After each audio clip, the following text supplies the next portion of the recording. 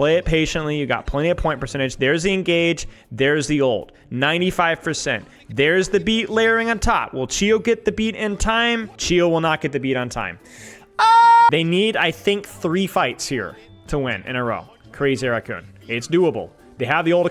They got him! Proper leaning on the back line and just zooms up off of the rail and just melts. What a crazy play. They know they're at the disadvantage and they know they have to make it chaotic. And that's it. Oh! If you guys didn't see the Crazy Raccoon versus Nightmare, that was a really good match. We reviewed that. That might be posted on YouTube later next week, maybe. We'll see. But it was really, really good. Really fun. That was a great match. I assume this one will be okay-ish, probably reasonably competitive, but Crazy Raccoons wins again, so whip skippity do. And yeah, I didn't watch it. I don't have any other insight here. But yeah, if those don't know, this is the China finals in Hangzhou, I believe.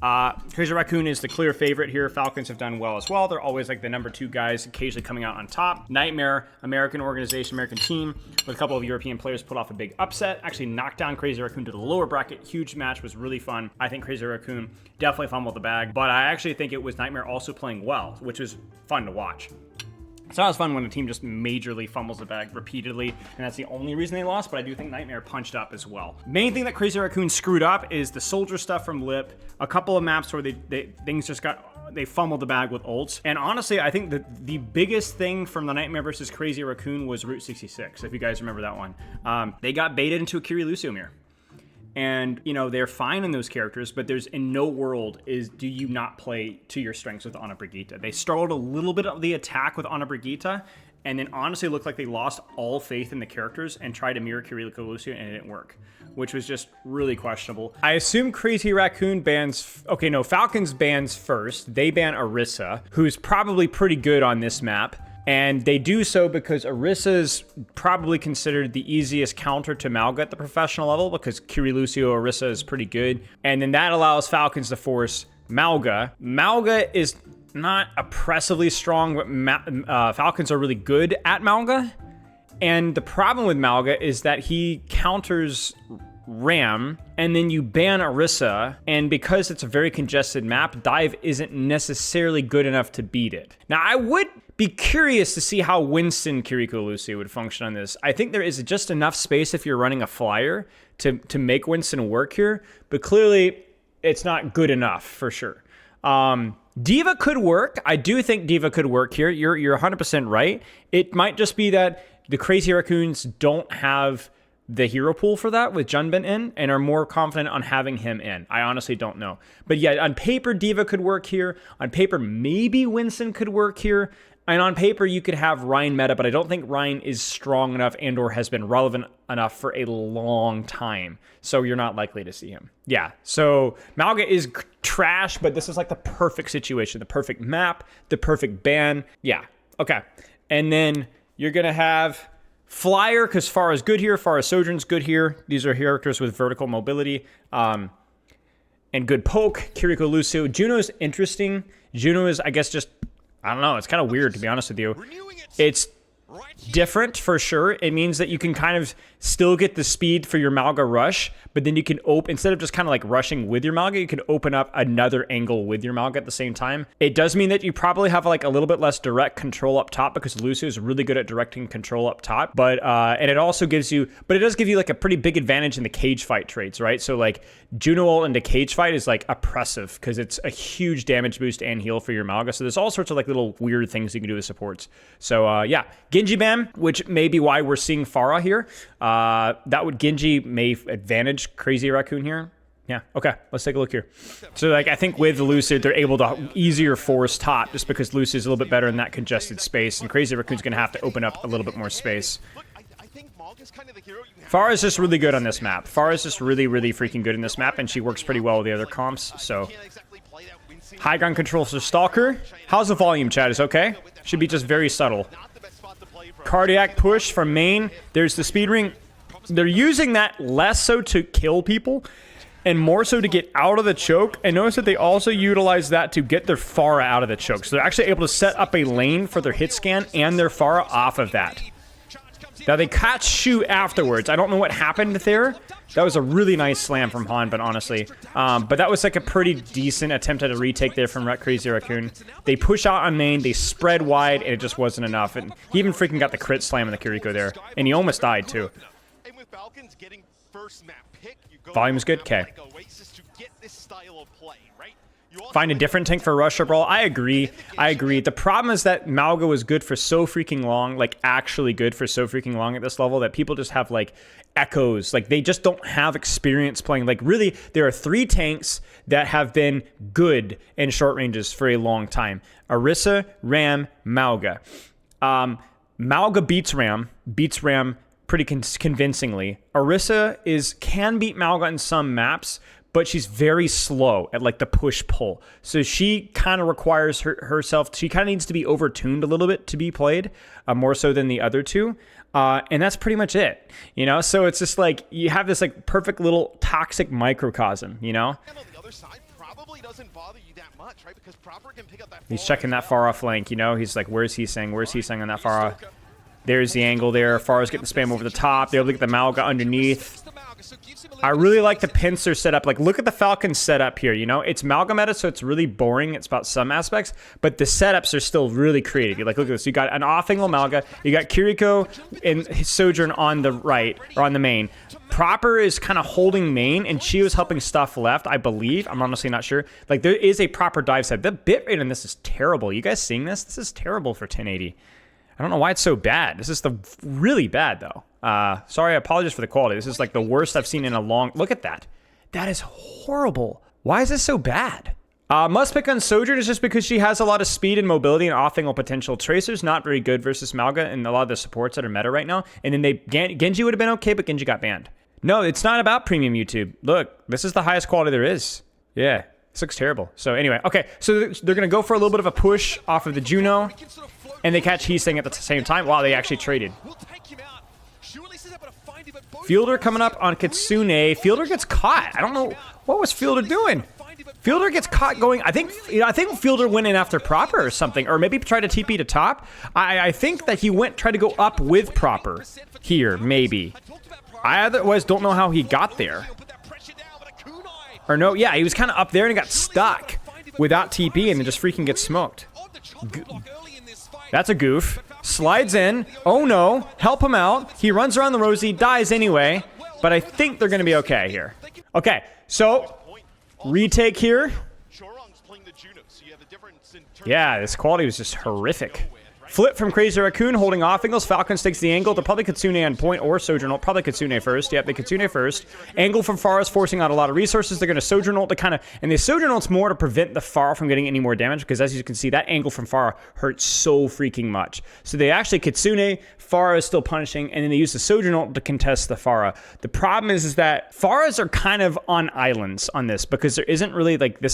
You don't really have good vision on your Pharah for a lot of the flanks that she's taking. So they're going to double Juno. They're going to double Supportal and Cage Fight. Beats used, but that is... Ooh. They have to win this, like, now. Because they don't have any angles, and it's still even here.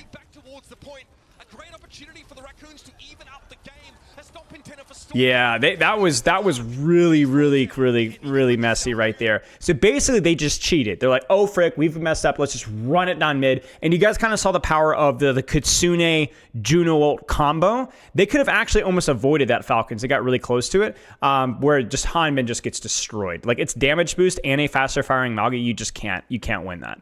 I think the problem there was that I think it was more than the Mauga caught in the cage, where you could just sell your Mauga there and live and do something else for it, but I think they ended up catching more than one. So that was really risky from Raccoon. They almost tossed that. I don't care about Rush versus Brawl definitions, to be honest with you guys. It's all semantics. It's literally all semantics. It's however you want to interpret it. All you mean is this is a speed composition that does rotations. Whatever you want to call that, it's fine. Every composition in Overwatch takes angles. Every composition in Overwatch does poke from range. Every composition in Overwatch rotates. Some of them are better at others, but most of Overwatch compositions are hybrids, and trying to use an archetype is just, it's a fool's errand, frankly. It's not worth the attempt. Yeah, so just whatever you want to call it, rush, brawl, doesn't matter. They take angles like freaking dive. They execute dives like dive. They poke like poke. It doesn't matter. This isn't Overwatch 1 with double shield anymore, you know? So and that allows Junbin to put down so much damage. He finds 2. That results in a fight win for like this is freaking dive staging. This is dive staging right here. This is dive staging. This is off angling, forcing the backline out before you take space with your core. Forces Kiriko back. This allows you to open up your lane. Now the Mauga Junbin is isolated, so Junbin's going to get poked out and then disengage. Because Junbin's disengaged, now Falcons will walk forward. This is dive principles, right? They're actually not even rotating as 5. They're angling to clear out the space, like a dive comp with Mauga. This is just how Overwatch works with 5v5 especially. Wow, that was... Where was Heesing? I think Heesing hard flanked. No, he actually just goes over the top. Okay, so I lied. He goes up and over the top. And who does he catch? He catches Stalker. That's a surprise. So I think the cardiac was late there for Heesing, or the commitment of Mauga was really late. That was a missed time play. I think Heesing went in before Junbin had run. So Heesing goes in by himself. He gets his 1, but then Junbin tries to go in too late, and then they just get smoked. They were down with old economy a little bit there, but that was a little bit of a misplay there from the team play timing of Raccoon. I just don't think it's productive to try to call what type of compositions because even like on a Brig comps rotate, you know what I'm saying, like these. Now Lucio speed comps rotates more, or Juno speed comp rotates more, but I think when people try to make archetypes for comp, they try to tell you how it's played, and inevitably when people try to tell you how to play a composition, they forget. They start cheating the system or trying to make easy solutions, and it's just not how it's supposed to be played. Yeah. Okay. They're going to do a bit of a rotation. We're probably going to see a Sojourn ult out the top ropes here, but I'm curious how they set that up. Okay, so yeah, they're going to actually Sojourn ult off of the flank here. So Mauga comes in. Mauga overruns out. Sojourn ult to open.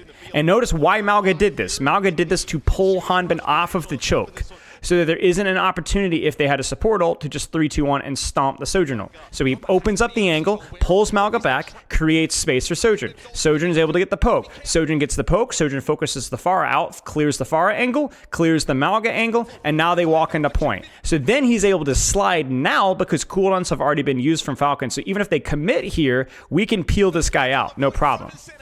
You see this? He's using a Sojourn ult just to create space, but he's doing so very deliberately. Like, that level of team play is insane. And then now they can Kitsune in the choke because Falcons are shoved into the locker. This is where Falcons probably should have used their speed ring. And what would you have done, Falcons? What would you have done, chat? I think you need to re-engage point to prevent cap, but there needs to be some sort of proactivity now from Proper and Stalker, and I don't know where they were. It's possible that as they disengaged, they got stuck in a room, but you need either an off angle from left or an off angle from top with one of your supports, right? Because the problem here is he gets counterpinned, so stops him from capping, which is huge, right?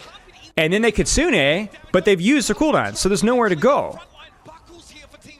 And so not only are they going to get the Mauga here, but they're going to be able to catch the DPS behind. That's insane from Stalker right there. The fact that he gets Heesing. That absolutely should never have happened.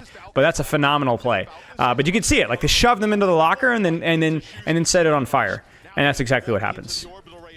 And that's why you run Pharah Sojourn. Is because of how... Oh my gosh. How much movement is demanded here. No support ult yet.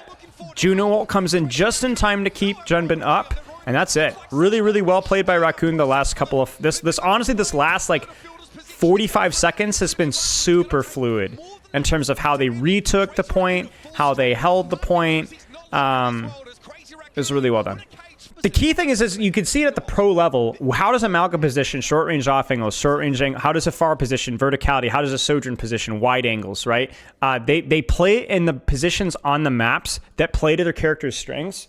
And you'll have a Kiriko play with a person if the angle's good for them, right? They don't try to fit composition archetypes. They just play spaces in the map that are strong for the individual characters at the same time. That's why we've seen so many times Pharah's on an island by herself, and they're still playing her because she's freaking good for the map. But not everybody, there aren't supports that aren't, Mercy or whatever, that can really position up there with Pharah. So it's just Pharah by herself. Still worth playing her, right? So, yeah. All right. More Pharah here. This is probably, you know, again, it's just really strong. Disruptor shot here is really clean. Sojourn slides here early. Juno is really good here for the same reason that we said earlier. Just more open space. Speed ring is good. I think on a lot of maps that have like even this, for example, like, yeah, you don't have boot threat, but Juno doesn't need to worry about it as much. So this is honestly just kind of mechanics. It's really hard to break down that. That's maybe something that they VOD reviewed, like the perfect rotation for the perfect HP trades. And this is where things get really messy. But still, even as messy as things have gone, look at the final setup for Crazy Raccoon, right? Check this out. Right here. So here. Kiriko in the small room on the side with Sojourn. Bam, bam. Pharah in the back. She was on coast. She's a bit slower than the hit scan, but she's going to rotate to here and apply pressure from here. Juno, high ground, shooting here. Mauga in the short range angle here. 4 different angles to approach point, all playing at the same time. It's so hard to retake this for Falcons. In fact, I think the only thing that Falcons can do here is maybe turn on point, but I think you have to try to find a way to get Stalker to retake high ground, and then maybe contest the Juno or the Pharah. I imagine that's what's happened. No, actually, Stalker goes inside, but it is a little bit scary to do that because now Pharah can kind of peek this lane here and shoot Stalker out pretty easily. And imagine that's what we're going to have happen. Yeah, there it is. You can see Stalker's getting chunked from that. Well, maybe not even that. It's hard. It might have been the Mauga there. But yeah, regardless. Well done. You could look at... Yeah, there's the D.Va swap. You guys asked about D.Va. Well, here you go. Maybe Mauga too hard to retake. Hanman's a great D.Va, so... Kiriko over Brig. Brig is a little bit hit or miss into Mauga. Bad ult trades and your Brig is just too slow. She just gets run over, you know? But Brig would, like, if this was like, if they weren't like min-maxing the crap out of this, Brig could have value. I also think Brig versus Pharah is just not a great matchup, to be honest with you. But yeah, if they had like Genji Sojourn here and then maybe Brig could work. Like, honestly, like, yeah. Especially once they make that D.Va swap, you know? Look at the off angle from the Mauga. Look at the off angle from the DPS. We're gonna make it expensive for you to clear Mauga out. Sojourn on the left angle looks like supported by Juno. Mauga on main. Pharah top. I don't know where Kiriko is, but I imagine she's on top with. Yeah, there she is. So she's with. But that rotation is too slow from Heesang. Oh man, that was really close. Look at that. 2-2 main. It's beautiful. Beautiful setup.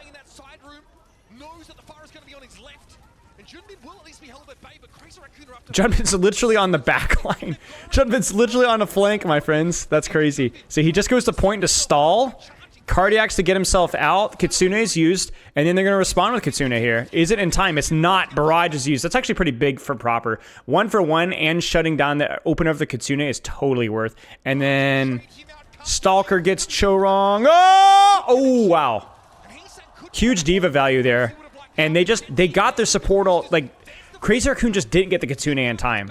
That's the one nice thing about being kind of on the losing end is you take a lot of damage, and sometimes it means you build support ults just a little bit faster. And so really, Falcons built tempo faster because they got their ultimate faster, and so Crazy Raccoon didn't have time to respond with their ultimate.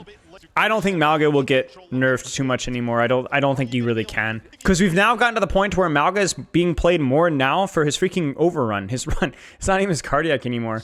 So, I don't know. So, let's see what's going on here from Falcons. Falcons holding top. Sojourn on the angle. Juno kind of hovering in between. I don't know why D.Va went top there. Maybe to deny the angle. I don't really like that because as soon as D.Va flies out, she kind of opens up that angle.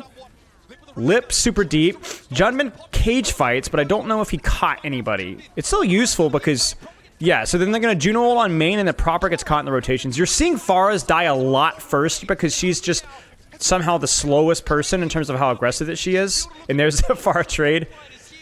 She just doesn't rotate quite as quickly and as safely. A lot of her positions are just inherently more risky. We might see Junbin... we might not see Junbin swap, but this D.Va in these messy fights are really good. Because you can rapidly reposition without taking a lot of damage. I don't know if Junbin can't really mirror D.Va, so I don't know what he would swap to, but... So what do they do in terms of opening space? Clear the D.Va out, force rotation. We might see a map flip, and then they leave the Sojourn behind. That might be what happens. By map flip, I mean that they spend their speed ring, they run their Mauga really hard at Stalker, make him run away, and then just kind of leave Lip behind, kind of like this with Shu. Generally, you want your Kiriko to be the one lagging behind because she has the greatest uncontested mobility. So You're gonna get close to potentially sealing this round for Falcons. there's the off-angle force. I'm kind of surprised to see them forcing point here. Feels like this angle's really good. Yeah, I mean, look at how much pressure Junbin's under. I think you have to do something. They're able to get the Pharah on the angle and punish Junbin, but I think D.Va might just be a little bit better absorbing that pressure than Mauga is here. And you could look at the HP trade. That tells you about all you need to know. And then they're able to get the Kitsune. Junbin's going to get touch. He's saying on that angle is able to get fielder. It's big. He's saying it's still got proper. He's on that flank on coast. He's touching point right now. Lip gets the trade. It might not be enough. It's not enough. It's a really good setup there from Crazy Raccoon, but it is so... I wonder if Mauga just felt like he just had to flip the map there, do something a little bit more proactive, because your advantage of Mauga versus D.Va is your speed. It's not your consistent mobility, but those quicker, deeper rotations to maybe force errors there. But that you can kind of see, like, for those of you guys that were questioning about D.Va, well, it worked. It was good, you know? The reason I was asking for the map flip is just because you're operating at a map control disadvantage and you don't have any ultimates. So I think you want to lean more into some more of the fast rotations and chaos. Yeah, people are just used to using Mauga, and Mauga has a lot of like really good utility with his mobility and his damage reduction. And that kind of stuff is just not something that you'll see as much in higher levels. There's the other question, guys. The Mauga ban is surely Mauga's not played in City Center. Yep, he's not good enough, right? If this is pre-nerf, I wouldn't be surprised to see him played, but this map has a lot of verticality. Hama's going to lean into his strengths. Junman's going to lean into his strengths. There you go. The reason why we probably don't see Ana right now, if we don't see much Ana this series, my prediction is the nade nerf. I think 14-second cooldown is just too harsh. And I think teams have started to experiment a lot more with different support comps like this. The Juno level of play has gotten significantly higher. The understanding of off angles and map control with Kiriko players has gotten significantly higher at the pro level. And I think that you can, I don't think you can look at the support combo and say for sure that it's bad. It's probably also due to the fact that maybe certain, it probably depends a lot on the DPS setup that you're running. Like if this was a really good tracer map, you might be more reliant off of you might not want to run the Juno Kiriko here, but if these flyer DPS are really good and tracers not, you might want supports that have that more rotation and range and less of that anti-dive stuff.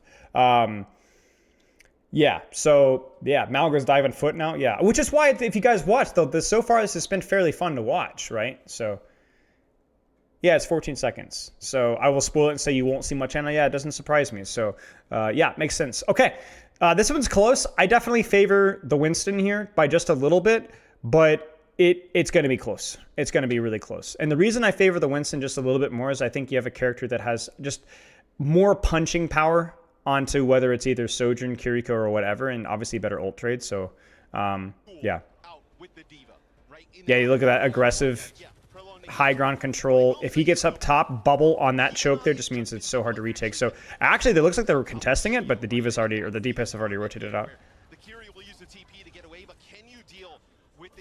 I don't think Ana's bad. I just don't think, I think at this level, they're going to be very, very drastic reactions to little things, right? Junbin overextends. It's kind of a deep dive from Junbin right there. I'm not sure what he saw. And I don't know where his supports were either. Yeah, so he sees D.Va kind of disengage out. He's going to poke D.Va a little bit. It looks like they're trying to retake space in the left. And he goes in deep.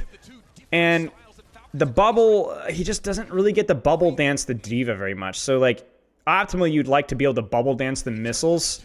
And he just soaks the missiles. And I don't know where his support lineup is, but it looks like they're getting gate kept by the top. So whatever Falcons was doing up top kind of isolated Junbin there. So without the replay code, we can't really look into it, but it looked like Falcons kind of lost space and then retook space, and then Junbin dives on the backline, and then his backline just can't follow up because they're getting off-angled from the top ground. Yeah, I don't want to talk about on an aid, man. So I mean, you could look at how strong these characters are. Sojourn on the left angle, far up top, D.Va stalling point, like it. This feels like the comp designed for this map with how much space that you can get. Sombra goes, Lip goes Sombra. She's pretty good in this map, man. There's a lot of things that you could do.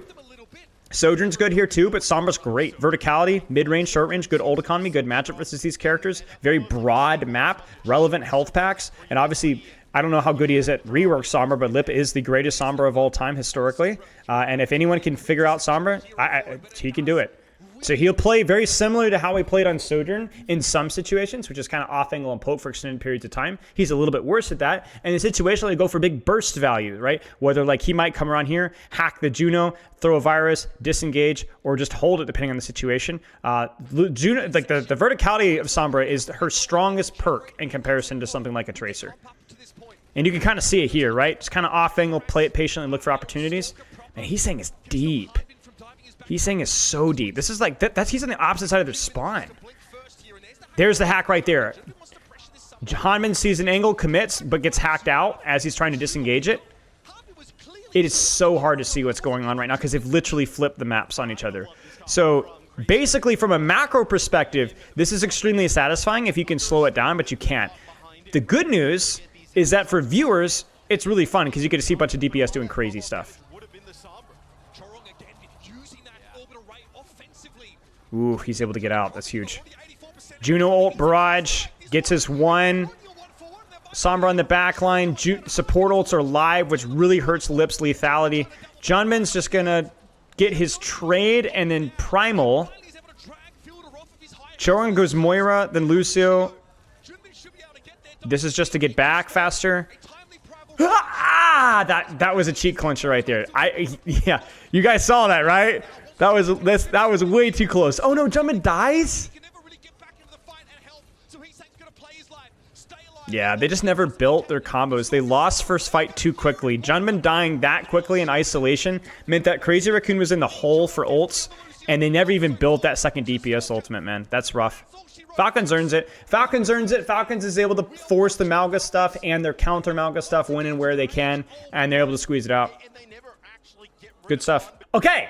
Crazy Raccoon map choice, I think. Maybe it's not a Crazy Raccoon map choice. I'm honestly not sure. I don't remember how the map thing goes. Ban Mauga, because flat map. So Falcons is like, again, for all the questions about Mauga, Falcons is like the team to play Mauga. It's a weird team quirk. They're very good at it. So this isn't even necessarily a Mauga meta. It's just something that Falcons can whip out.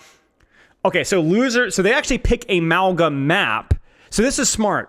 They pick Flashpoint and then ban Mauga on that map. So then later on, there isn't a situation where like Crazy Raccoon wins a map and then they pick Flashpoint and then pick a tank that isn't Mauga and ban them so Mauga's protected. You kind of get what I'm saying? Because if you ban a tank, you protect all the other tanks. So they wanted to get Mauga Flashpoint threat out of the way. So they do that. And then they go Torb ban. I'm assuming that's because they want to run the Hanbin Winston. And Torb is like, again, really good versus Winston, even if you're a pro player, right? So they're like, it's just weird to me that like you're going to ban Mauga, but these guys like, this team both runs Mauga and is like the diehard Winston dive on Flashpoint team, which makes no sense whatsoever. It's like that one toxic NA Roadhog player that also is like a Mercy one trick. It just doesn't, I don't understand. But Torb is really good in this map. Torb is really good versus Winston. And this team is, Falcons looks like they're going to run Winston here. So I'm curious to see what's played here. Hey, we nailed it. Okay, Kiri Lucio, Sojourn Tracer, Sojourn Tracer. Yeah, this makes a lot of sense. Tracer ban helps, Torb ban helps Tracer. Tracer is really good in this map. Genji could work here. But Tracer's probably a little bit better with the hero pool and maybe just better in the map pool. And yeah, this makes total sense. Lucio, just because there's going to be a lot more movement and a lot more threat to backline if Tracer is involved. So this composition makes total sense. Now, I know I was critical of Kiriko Lucio a little bit before without the context of whether Ana is stronger right now, but that's because I was talking about Escort. We have the time to set up. Flashpoint is way too chaotic. So having Kiriko Lucio is really freaking good here. Let's take a look here. All about your Sojourn angle here, more so than almost anything else. Like, what position can my Sojourn get to get pressure onto your backline consistently and constantly? So you'll see a lot of Winstons shuffling with each other for small little angles here, trying to not peek the enemy's Sojourn until they get a good dive on her. There's a lot of fight for perfect angles without just diving straight in. Deep dive there from Hanbin. They disengage. They actually bubble peel here, which, where was Junbin here? Junbin might have bubble peeled because he didn't really have an engage elsewhere. Yeah, I don't know where Junbin was, but it didn't look like he had much of a good engage angle. But that peel bubble does mean that Falcons are going to get the superior angle for Stalker. So Stalker is going to have the high ground, which means Stalker is going to be able to get more damage output, which means that Crazy Raccoon on paper will be taking more damage while trying to retake point. Case in point right there. Suzu's used early. Almost gets the kill there, bubble for bubble. But the question for me really here is that Crazy Raccoon, I'm sorry, just have the better comp. I mean, Lip is probably slightly more established on the Sojourn than Stalker. Sorry, the players. Hanbin versus Junbin on Winston, I know who I'm choosing. Fielder Chiyo, Shoang Shu, I'm not as familiar with those guys, at least with these specific heroes. I mean, they're both great on Lucio, so whatever. Heesing versus Proper is probably pretty close, but I'm curious. I don't know, like, it's just... oh, wait, Junbin? Junbin might just need to jump out here. Yeah, he gets smoked there. So maybe Falcons just, like, Hanbin is probably fine in Winston, but it is unusual. Juno Lucio, because Juno's gotten nerfed, and Winston's gotten buffed and is strong. There's always multiple moving parts. Kiriko got slight buffs. Winston got some significant buffs. Juno got some slight nerfs. Mauga got significant nerfs. Orisa got significant nerfs. How are they going to retake here? Clear the Tracer, clear the Winston. Clear the Tracer, clear the Winston. Look at the off-angle setup there from Falcons. Really, really, really, really good. And they're actually able to just get Showrong on the rotation there. Lucio is actually pretty fragile in these comps, especially on this particular point with how open space it is. It's really hard to rotate from cover to cover in this wide open map. So it's helpful on the game mode, and it will be helpful on other points, but it's going to be tough. Proper getting PTSD from this section of the map, those who know. Oh, no, wait, it was Lip, wasn't it? Lip? You don't chase like that unless you are absolutely sure you were just going to run through the opposing Tracer as 90... Off-angle setup from Winston Tracer. Sojourn on the height. Lucio kind of baits the dive there. Like, I don't know if this was on purpose for freaking Chiyo playing with fire and just kind of sits there as like, look at me, look at me, look at me, look at me, and baits the dive out and gets bubble out. So Junbin is kind of out of position, and then they were able to respond with Kitsune. Kitsune is used, but they have the high ground with the Kitsune, and that's just it. Falcons basically takes first fight advantage somehow and just chokes them out. So the rest of the fight, they're operating at a disadvantage. Like, it's not that more complex, to be honest. Really well done. That's just basically like you win first fight off of whatever, mechanics, setup, rotations, whatever, and then the rest of the two fights are just, oh, we have a better position than you, so we win. Oh, Hanbin! He was greeting for the primal there. He wanted that jump into the primal. I can relate. That will be first cap for Crazy Raccoon. That's a pretty rough error. Little things like that matter. Hazard down. Hanbin best tank at the moment? I don't know. Depends on what tanks are meta right now. Hanbin played really well last round. I think Junbin is clearly the better Winston player, but Falcon... Oh, dear. That's not good. What were they beat engaging on? I don't understand why you would open with beat. So, beat is a really hard ult to use here. It's really easy to disengage because there's so many characters with disengage cooldowns. I mean, literally everything does, right? And it also, at 225 HP with the Sojourn, Rail, and Winston shots, and Kiriko shots, and Tracer, you can Ajax or die during the cast frequently. One of the common uses for beat is to run down Sojourns so that they either panic and ult and die, or you're able to just prevent them from popping the ultimate at all. Because she's got her mobility, but she's more limited than some of the other characters. I don't understand this beat engage, though, because they're not on top of anybody. I don't know what they're on top of. There's nothing there. So maybe they walked a point, maybe they misscouted, maybe they miscommunicated. This would be a situation where you would walk on the point and beat engage, yeah, sure, but do so once you actually connected with something, because you can even bubble off the Sojourn and prevent her from getting defensive beats sometimes. I don't understand this beat at all. That's a really bad beat. Hanbin, Junbin's going to walk on a point. He's going to stall. I think maybe Junbin wasted bubble early, like on the cleave here. And then they saw, yeah, he used his bubble and they just speed right past him. But they sped right past and wasted his bubble onto nothing. There was nobody there. So it was honestly, it felt like Junbin was honestly baiting them. I honestly don't know. But that's kind of a miscue to say the least. And as this, they're actually going to get there before the point even flips, it looks like, which is really nice. But what happens now? Beat is used in response. Stalker is able to kill Lip. This is getting really messy. Hanbin, Primals, Junbin, Primals. What a messy, weird fight. Like, this does not feel earned at all. I don't know. It honestly, Falcons retake was so freaking weird. Maybe I'm trying to like go back and look here. Maybe it just threw Crazy Raccoon off. Where was Lip? Yeah, the beat from Chorong is honestly not even good. Like, he doesn't even beat anybody who's in trouble. I mean, nobody's even in trouble at all. It kind of baits a bad beat, forces a bad beep, and Lip is just kind of in Narnia. What a messy series of things. What a weird series of events. Oh, thanks, Tima. Okay, so they're going to open Sojourn ult to get out of the choke, expecting Kitsune or some sort of rush, and it forces the Kitsune. So then they just need to disengage, and they do, no problem. And so you kind of see this sometimes where they'll use the Sojourn ult, the beta Kitsune, and they'll kind of want to see if Falcons will overextend here, right? Is Proper going to overextend a little bit? Did it take a lot of damage? Backline of Raccoon did.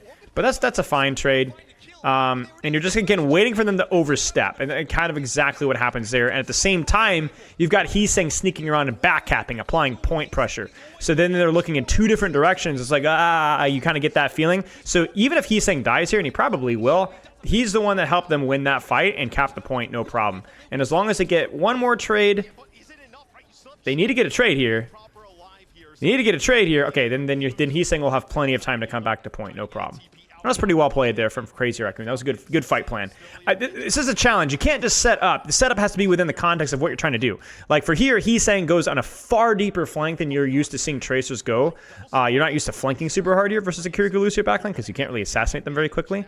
So you play shorter range angles, kind of fight the Tracer, fight the Winston, and so on. But when you're trying to pressure point, because you're trying to bait them into you and then tickle them from behind, you know, it works. And that's exactly what was planned out there and done very well. Sojourn ult's going to be probably opened with here, and this is kind of exactly what I talked about earlier, where Crazy Raccoon has an opportunity to beat, engage, and run over this Sojourn. So if I'm Falcons here, I'm probably playing really cautiously, not really forcing anything, not even popping my Sojourn ult until we get Chio with beat. So we pop this, we do this, then we can layer on top of this. Now, that's not game over because then they can Kitsune rush on top of that, but that opens up enough chaos where there's a chance where you can get a pick out. You can get a pulse, they can mess up their beat, and so there's a lot of layering here. So I would not expect Falcons to do any sort of hard commit until we see them to be a little bit closer to beat. And you can kind of see it here. Play it patiently. You got plenty of point percentage. There's the engage. There's the ult. 95%. There's the beat layering on top. Will Chio get the beat in time? Chio will not get the beat on time. Ah! Worst case scenario.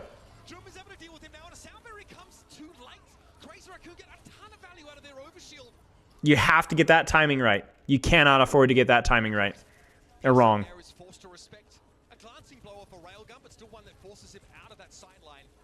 I really like this setup here from Crazy Raccoon as well. Just total faith in the beat, you know? And then the Kitsune on top of it means that you're probably going to have an extended pressure advantage. So, yeah, that sucks. You knew exactly, we knew exactly what the plan was. It just was not executed very well. Falcons, I don't think, can touch this cleanly, but they're going to try, I think. No, that's it. They're not going to try. Well, they are going to touch, but it's probably not going to matter.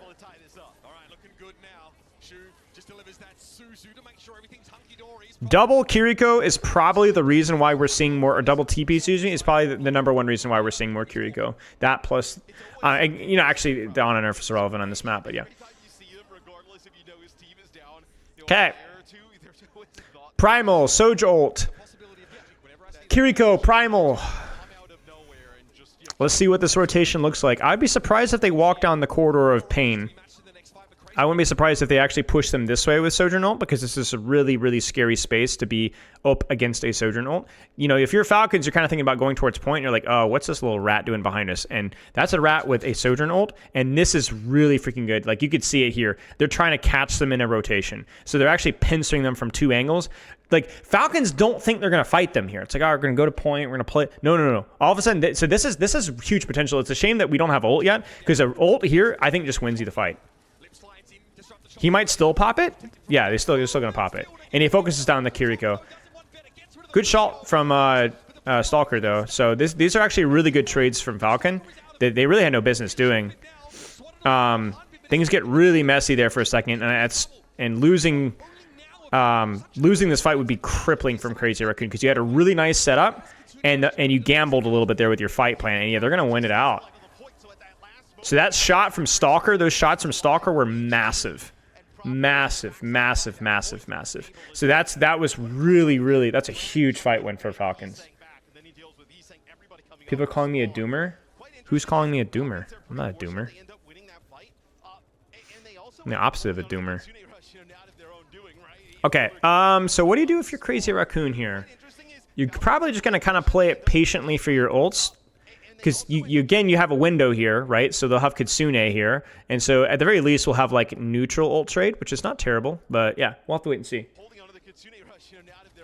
I'm a boomer, right? Good angle here from the Sojourn. Oh my gosh, Stalker, just free fight win, man. That's the second fight in a row Stalker's handed them that free fight win. Because you have a good Sojourn angle here. You can just be nice and patient. Go in here, 3-2-1, you know, get your beat back. Post recall, man. Wham! P-Sing's getting murked. And then now Lip is isolated, so Lip goes out. And do you pop ult if you're Crazy Raccoon? I don't think you do. I think you need to wait. Comments of your loser video? Oh, I mean, I don't care that much. People watch the video. It's part of the fun. Okay, so for Kitsune, we'll probably see Crazy Raccoon trying to punish Kiriko or Sojourn, because I think if your Falcons are like, oh, Kiriko, and then Sojourn ult afterwards to match the Kiriko, and then the beat on top, and then Crazy Raccoon just has to pray. You just have to pray. Oh, Heesang went for a pulse. He cheated for a pulse bomb and then died. That's why he fricked. That fricker. He cheated. Freaking pro players, man. Them and their pulse bombs. Look at this guy. He's literally by himself going for a pulse bomb. He thinks he's him. What a moron. That's why you don't cheat, ladies and gentlemen. Back to plat with you. Freaking hate that guy. Most evil DPS I know. DPS players, man. Bunch of egos. Kiriko for Kiriko. Probably see Stalker press Q here pretty soon. I guess his angle's not that good, but he might press it now. Yeah, there he presses it now, and then there's the beat engage. Will Junbin have bubble? He kind of needs bubble. He doesn't have bubble. Junbin's getting murked. Junbin's getting pulse. They missed the pulse. Junbin's just freaking screaming and crying and screaming and crying and screaming and crying and screaming and crying. But in the chaos, he's able to live. He's just jumping up and up. Wait, no way. They're actually trading this out. Junbin somehow lives for that long while being the sole attention. There's the Kitsune value right there. Getting like 3 or 4 jumps and 2 or 3 bubbles. And they're able to, that's just crazy. That is criminal that he lived there right there. Wow. Yeah, so basically Kiriko respond with Kiriko, then Sojourn ult on top of that, so more, but then they beated, and then they're like, oh, we'll beat on top of you, and let's freaking kill your monkey, because beat, just melts on a tank, right? But somehow Junbin just goes boing, boing, boing, boing, boing, boing, and during this entire time, they're losing their people elsewhere. And he just lives long enough so his team is able to capitalize off of it. And despite honestly being kind of down, I think Proper also missed the pulse spawn on him as well. So despite being kind of down in ults, they're able to somehow clutch it out. He's a little deep there. He's got to be careful. That's going to be a recall. That's going to be more space for Sojourn. More space for Sojourn means that Junbin's not on pressure on point. Not pressure on point means that they can walk forward. Walking forward means more ult charge for Lip. More ult charge for Lip means a situation where they're going to enter this fight pretty close on ults. That's not a great dive from Hanman. A little deep there. Not terrible. They're going to try to off-angle Junman. Junman goes to chase it. Sojourn ult needs to be popped. He pops it. Primal's used. Pocket's there. Shu doesn't have ult. Shu's not in a position to pocket. There he is. Huge shots. Hanbin melts like warm butter under an oven. I don't know why your butter is under the oven. And then the layering there comes in just in tight because the Kitsune comes in. But Junman is fine. They actually don't even need the Primal because they're going to beat on top, and Chorong just comes running it down. Wow. Junman even just lets himself die. Thank you, Candyman. Well done by Crazy Raccoon. Huge mechanics from Lip there. You have to hit headshots to melt a Winston that fast. You know what I'm saying? Maybe Hanbin overextended a little bit, but my goodness gracious. Do I main tanks? I kind of main a little bit of everything. It depends. That's true. That's true. Actually, Mitch makes a great point about the Sojourn perk there helping out a little bit. So just a little bit more DPS than you're expecting from a Sojourn ulting. Jonman's going to hit them on the rotation. Crazy Raccoon really like hitting Falcons on rotation. They don't let them set up an honest dive. Junman sets up a flank, and sometimes it looks like he and Heesang just go. So Heesang's going to get recall force, but Junman's got Primal. He looks like they are looking for Lucio. They get the beat, and he's going to get out. Is that a good trade? Yes and no. I think it's less about forcing the beat and more about you might kill them. You might just sneak out a kill. You get what I'm saying? He's saying could get headshot, right? But if Junman sees that opportunity, because what I mean by rotation, I mean that they're not setting up, they're moving together as a team, so they're not really angled all properly, and maybe they're kind of relaxing a little bit, talking, communicating, all of a sudden just Junman Heesang go flying in, right? And there's that moment of vulnerability where errors can happen.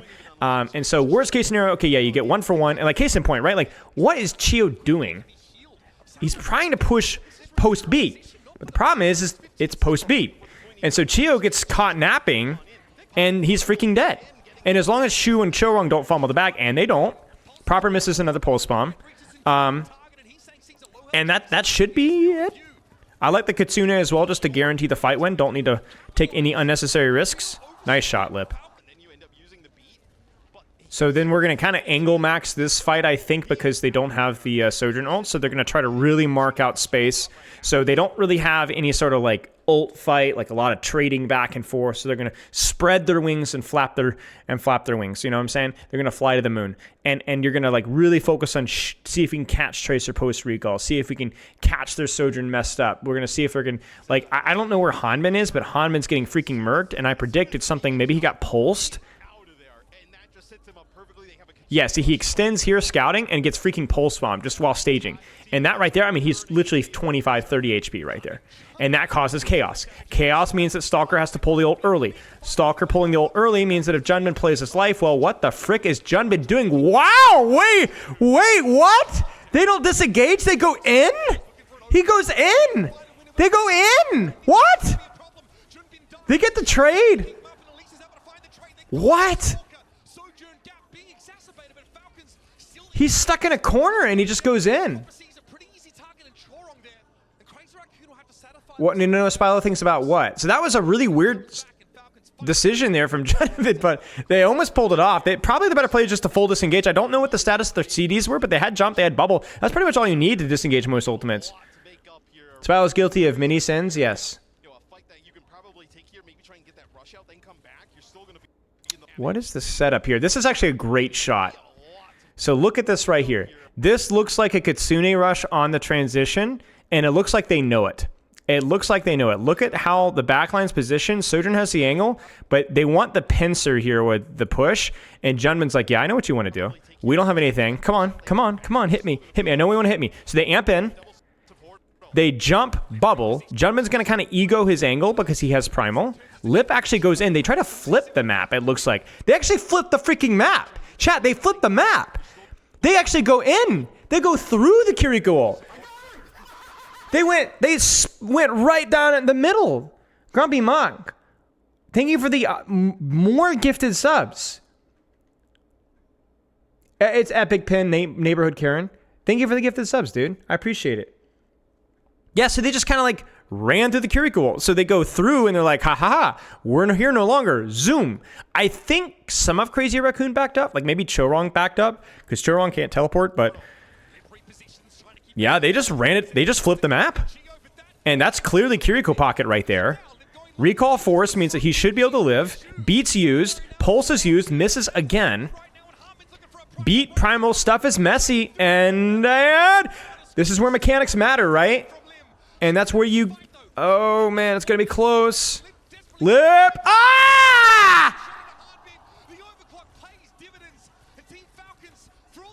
Chio holds Beat. They've got time here. So Falcons will end up taking a brief lead. It'll be switched back here to Crazy Raccoon. Okay. Wow, this is like some crazy rotations. Stuff that I am not expecting. Like, this is not... Like... There's always like the aggressive solution or the defensive solution, and some of these rotations and flips and dives and like, oh, we're just gonna go on top of you. Or like, I'm not expecting this at all. I would expect Kiriko, yeah, Kitsune. Weird that they're not doing it on point. This seems like a major misplay. You don't want to fight here. This is a really awkward space for defenders. There's no real defender's advantage here. You should really just be fighting on point, Kitsune on point. I think Crazy Raccoon is just like feeling themselves a little bit and is just trying to set the tempo, and they end up fighting in a really bad spot. Like a really bad spot. And Beat engages completely tanks and isolates him. This is not good. If Hanbin can... Okay, if Hanbin doesn't live, but this is... If Crazy Raccoon wins this, it's way more stressful than it had to be. Wow, that tracking is just unreal. I think they're still going to win it, though. Hanbin gets melted. Maybe there's something else that went wrong there, but that just felt like not a good fight to take the beat. But so, I'm not going to sit here and, you know, hindsight and pretend that I told you guys that it was going to be good. I told you the opposite. Somehow it worked. Kitsune does have more value the longer the fight goes on, whereas Beat fades pretty fast, but... Yeah, maybe not something that in the moment I would have called out as being good. Yeah, wow. That's like, I feel like that's like the most crack cocaine mirror matchup that you could possibly ask for. Holy crap. So we'll look at the bans really fast, and then I'm gonna take a quick bio. So Falcons pick their push map, and this is where, you know, you're banning Mauga, or you're banning Ana, so are we going to see Mauga? They banned Cassidy. Is that because they're going to try to ban... They're going to try to play Winston? I'm not sure. Cassidy's strange. Cassidy's okay, I guess, but maybe... you can't ban the same hero twice, I don't think, so I don't think you could ban Torb again. Maybe... Is this going to be like a Dai versus Mauga matchup? I honestly don't know. I really don't know, guys. I have no insight here. Yeah, there it is. There it is. Okay, so it is. It's going to be Winston versus Mauga matchup. No Ana. Cass is just like the second more annoying DPS to play into as Winston on this particular map because it's very flat. She's gone to the sands of time. It's the 10-second skip that's screwing us over.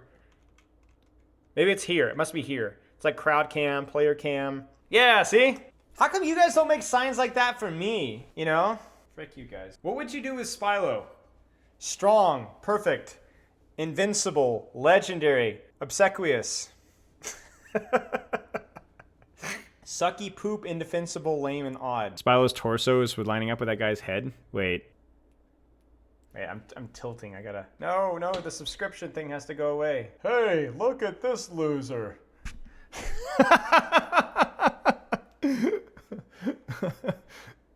Okay, I mean, there's not a whole lot to explain here. Flat map, Mauga good. If you aren't going to play Mauga, you need to play a character that can traverse long distances really quickly, and Winston's probably the dive tank for that. Kiriko Lucy are pretty good in this map. Lots of rotations, lots of flips. Same reason we saw them in the previous map. Pharah, Sojourn are probably good in this map. Pharah's a little bit odd. It's something that you won't see as much in ranked, but if you're really good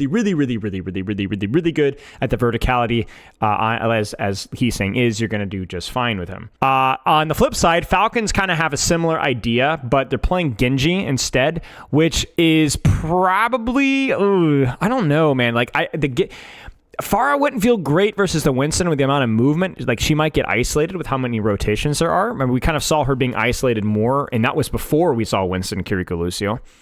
Juno Brig is mostly because it's like the new quote-unquote anti-dive support lineup.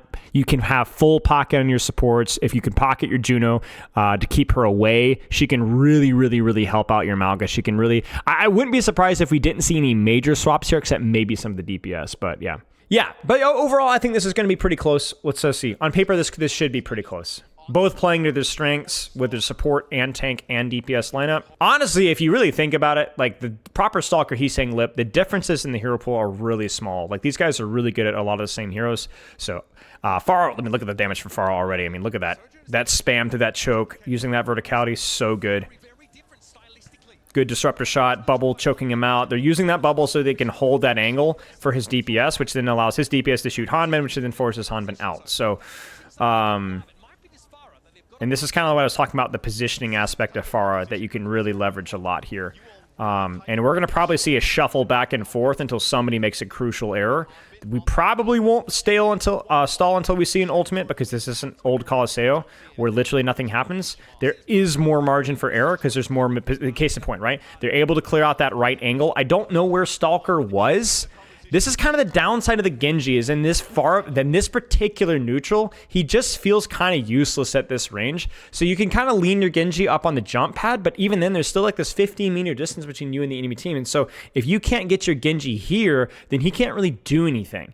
So I don't know, the Pharah feels so much better in this first fight. And what this means is then you actually can get your Sojourn moving forward on the right angle. And as you guys know, advantages tend to snowball. If you get more damage onto the tank and the tank disengages, then your Sojourn takes a deeper angle. Your Sojourn takes a deeper angle, she does more damage to the backline. She takes more damage to the backline has to rotate out. It just free fight win, basically. So, I mean, there's the cardiac. Now Lip deepens. He's holding his rail. He's still not using his rail. He's still not using his rail. And then now they're freaking fricked. It's a good shot, but I mean, it's just, you have all the angles, all the space, because the neutral pressure, I think the difference maker here was really Heesing. And the difference between, and I wouldn't be surprised, I mean, I don't know how Genji ages on the rest of the map. I haven't watched enough of pro meta on this particular map, but I wouldn't be surprised if we saw a swap. I wouldn't be shocked. He's gonna stay. Maybe the architecture gets better. Okay, no, he doesn't. He swaps as soon as I say it. Tracer's fine here, flat map. It's not maybe the best comp to play versus as Tracer versus the backline, but yeah. Yeah. So there's a swap to Tracer. That's going to feel much better. I love this angle from Sojourn, and that's an angle that you can't get away with as consistently once Tracer's on the battlefield. So he's going to kind of swing left. You're probably going to see Pharah on the top right, spamming from here. Sojourn at some point, Lip honestly should have gotten there sooner. Should have been playing somewhere on the left with full pocket from probably Kiriko. Lucio kind of anchoring here with Pharah, with Winston. If you're Falcons here, you kind of want to try to find a way to sneak your Tracer in through right side, at the same time mirroring their Sojourn on the far angle. But let's see. Brigitte looks like they're swinging wide. I don't know where Tracer is. Looks like she's inside left, I think. But I can't quite tell. Yeah, Mauga's deep. Disengages. Kitsune is used. Can they disengage it? They have Cardiac for disengage, but it's still a lot of damage. They're going to use Sojourn ult on top of that because the layering isn't quite good enough. It's phenomenal peel from Falcons to be able to disengage that, but honestly, 2 ultimates is just a little too much. They did steal card a little bit, though, so that's kind of nice. That's another nice little bonus of the Tracer. So, honestly, not that bad for Falcons. 2 for 0 is fine, and you're going to have potentially... Yeah, you should be able to touch before cap here, which means they're not going to get good spawns. Mauga's coming a little early here. I don't love that from Hanbin at all. Okay. I don't know why Hanbin touched here. He's still got 1 or 2 people still leaving spawn right now. Like, you can see teeny little blue dots there. They need to set up here and then go to point once we're actually got our setup here. He tries to cheat to touch early, but he has like another 9-10 meters to go. Like, I think he just misjudges it. Like, look at this distance here. That's a pretty decent distance. That's like another 7 or 8 seconds here. And honestly, good for Crazy Raccoon for recognizing this and just leaping on it immediately. Because now they're going to get barrage, they're going to get the kill, they're going to get cardiac, they're going to get the trade, and then Juno ult's used. But even if Heesing dies, you could still win this fight. Yeah, see, they just full disengage. And this fight is still freaking winnable. And so now you're going to see Crazy Raccoon re-engage this with either Primal or Beat, and Kart's just completely stalled. So that's not even a proper fight win, right? You basically went ult for ult and barely moved the card at all. There's a Sojourn ult. Junman's going to Primal. Looks like he's going for Juno. And Chorong freaking... What the frick is Chorong doing? This is a nice angle from Stalker. I respect it. Even with Primal, he still has slide. Chorong just trolls it. He tries to dodge the shot by, you know, EU strafing it kind of, but doesn't end up getting it. That's a huge mechanical error. Now, Fielder does get his rally forced. Was it an earned rally? It doesn't look like it. I don't know why he rallied that, actually. He rallies when there's no pressure there, and I don't understand that rally. So a couple of pretty big errors here. I like the retake here. I like the setup from Falcons. Chio does a phenomenal job living out the primal. The primal is fine from Junbin. He probably jumped away from this angle because he saw the Brigitte, so there's no point primaling here. But I don't understand this, and this is obviously a huge error as well. So kind of messy, this here. Yeah, Junbin's primaling Juno.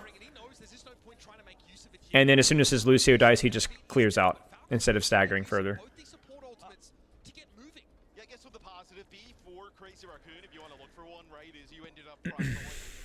Okay, frick, dude. I think that you might want to try something really aggressive here and go for a messy trade, but you really cannot let anybody other than Winston get cage fighted.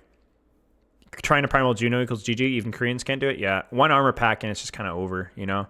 Which is tough because it's like, who do you primal? The rallying Brigitte or the Sojourn with the rallying Brigitte on her? Probably, yeah. Honestly, now that you're thinking about it, but you know that's hindsight. So, I think this is probably a fight where you beat engage from an angle or something, or from like a flank and try to connect on either one of these guys, or maybe this guy, and just let this guy get his one, just as long as it's his one. As long as we don't give a two-man cage fight, I think we're cooking. There's the beat engage. Again, it feels a little bit odd, but at least they were able to connect with it. I say again. Yeah, see, he kind of chokes out the Stalker slide. Wait, what the frick just happened there? What did Stalker do? Stalker? So Stalker's really trying to not use slide. Wisely so. He just walks. I don't know what happened to the slide there. That's so strange. That shouldn't have happened. The Pharah, I think, hits it direct as well, which really helps. So watch his HP. Bam, bam, right? So that's huge from, again, he's saying getting so much value with this character. But that feels so unearned.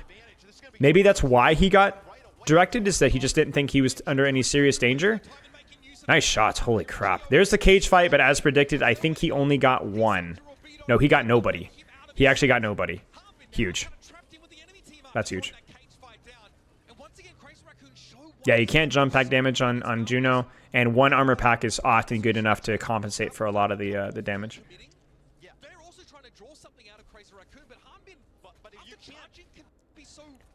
Yeah, that just, again, it just feels like some of these early picks in these fights. So it was Lucio the fight before that. This fight, it was the Sojourn. The fight before that, it was Hanbin going in way too early. And then first fight felt earned, like it was just Crazy Raccoon took better space with their Pharah and so on. That just felt like a lot, but like a lot of kind of like, okay, they just got to pick. They just got to pick. There's just somebody made a mistake, right? You know, so that's tough. That's really tough. And then now, like this is really, really naked for Falcons to retake this, especially with nothing. So they're actually going to go Kiriko Lucio here into the Pharah, and they're going to try to retake this here, but, you know, a lip on that left angle here, or even just around Robot.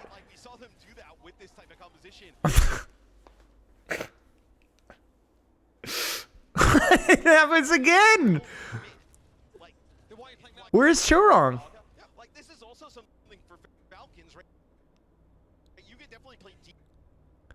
So he's here. Rail, headshot, disruptor shot. I mean, it's just, that one's just, he just freaking shot him in the head.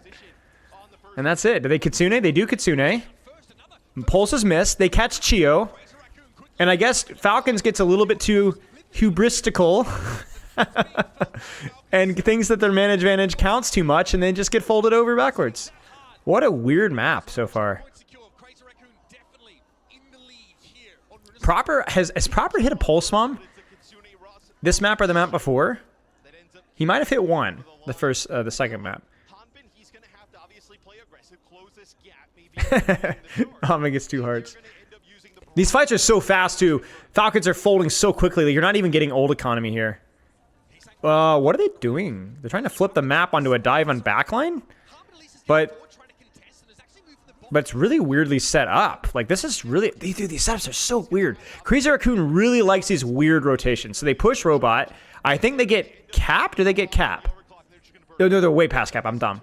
And then they try to amp, speed, flip, rotate, dive, disengaged by Falcons. And then they're like, let's just keep going. So they keep going with the Mauga on the back line and proper stealing the cart. Sojourn deep, Sojourn ult, far barrage catches the Mauga catch. Yeah, so they're just cheating. They're throwing everything kitchen sink at it. But Falcons ain't mad because Falcons is stealing the robot. And proper should live here. He does. And they didn't have to use a single ultimate. So that's about as good as Falcons could possibly have hoped for there.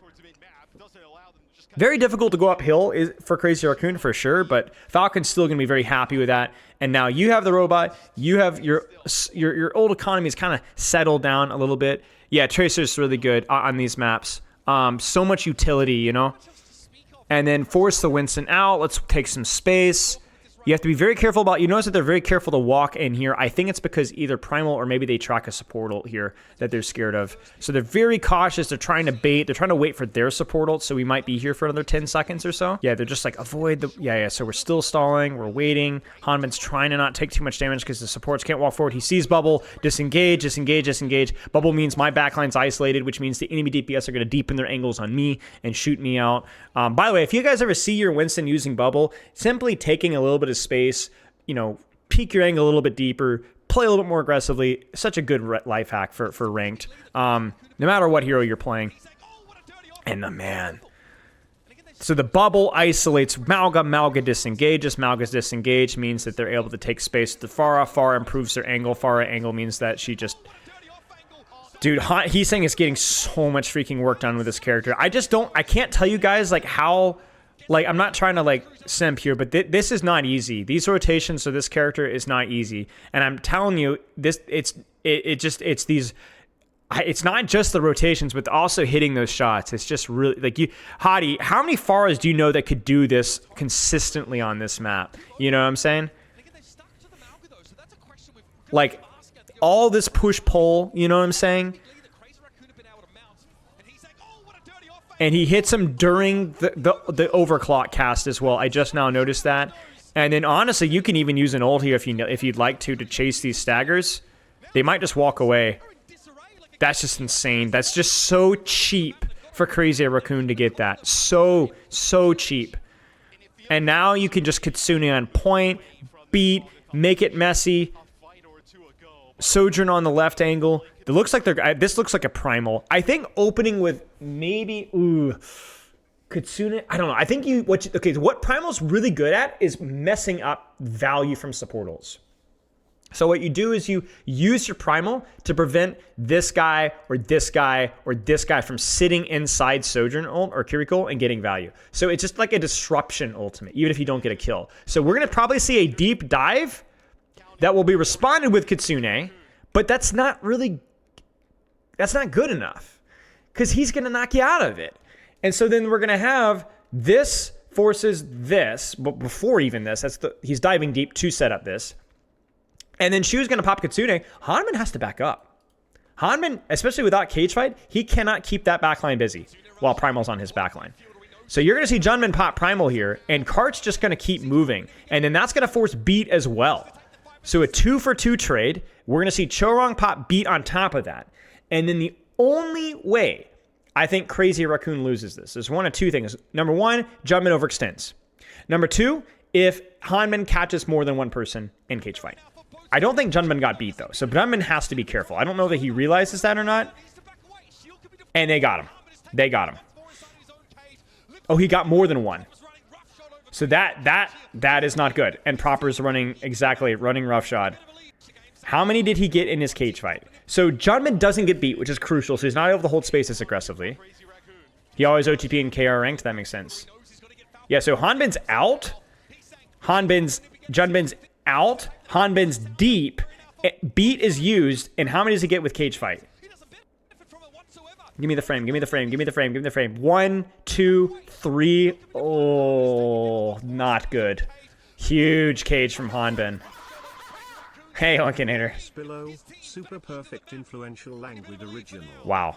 Really well done from Falcons there. That could have been so bad. It is going to be extremely difficult to get Wait, what perk is Junman using? What perk would you use? Oh, he's using the heal bubble. Freaking pro players, man. That's crazy. Crazy that he lives there. That's so much more ult charge for Shu. It's like 15% ult charge right there, I think. They always use heal bubble. I know, but I would say they didn't used to. I used to be like, yo, why? I used to people. Everyone chats like, nah, all fire is better. All the pro players use all fire. I'm like, nah, I think heal bubble is good if your bubble doesn't explode.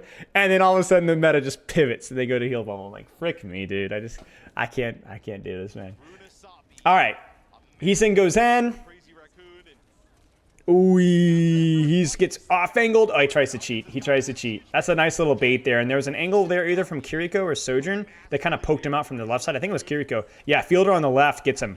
That was nice.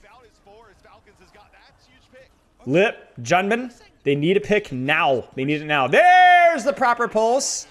Doesn't get the kill. So Suzu's there, but it does the job. It kills the momentum on the push, and Falcon's going to be able to walk back in. Can they open up the angle with Stalker, though? Stalker's kind of been shoved into a locker most of this game, and that's been a part of the problem. Okay, so they're going to be able to get the robot moving here. Do you think Kirilusi or Junior Brig is better for Falcons? I don't know. Historically, I'd say, honestly, I don't know. I'm not near as familiar with Fielder's pool nowadays. I have no scrimmage insight here. But yeah, certainly not. Probably Kiriko versus this, like Hadi was saying. What do you do here, man? I think you just kind of, you stall it out. You got good angles. You have push advantage. You don't really need to force anything. If anything screwy happens, just pop Kitsune ult. Tracer angle from Proper is just trying to pepper it, but he's just too far to really be any sort of a lethal threat. So it's really on Falcons to do something, and I think they do. I think they send Stalker inside the room. Do they? Yeah. Look at that. They got to break the choke. They got to do something silly, right? So you combine 1, 2, 3. This is how you break chokes right here. You just cause chaos. So bam, bam, and bam. And that's it. Beautiful. Beautiful job. Beautiful. And they even time it with the Kitsune on main. Huge. What a great play from Falcons there, man. Wow. Beautiful. Beautiful setup right there. Perfect timing. The ult layering on top of it. That is very difficult to synchronize, especially under this much pressure. Okay, typical fight here for Crazy Raccoon. You have Sojourn ult disadvantage, and this is like this big, juicy space. Like, this is just massive. So Sojourn ult has a lot of space to work here, even if it is into Primal. And obviously stuff like Barrage can feel pretty tricky here. Yeah, okay. Sojourn ult, deep. Beat there to sustain. Beat for beat. Sojourn ult for nothing. Junman's going to pop bubble early. They're going to disengage that. That felt like a bait. Yeah, and it works. Kind of a miss there from Stalker. I mean, that's kind of like a obvious bait here. I mean, look at this. Like, that's bubble, yeah, but they're all behind a corner. And even with proper Zangle here, like, I don't think you guys can push that. Like, that's like the lowest tier bait ever. So if they don't get a kill now... Yeah, so it gets beat out, I guess, but they might be able to catch somebody. The barrage is used. The beat is used. This is a giant mess. Falcons layers it really well, but man, I don't know if I like that Sojourn ult push. That felt like that could have gone egregiously, I say, seriously wrong. You won the fight? You did not win the fight. I had you in a headlock and I let you go just because I felt sorry for you because, you know, your establishment and all that kind of stuff. You got nothing else going on in your life, you know?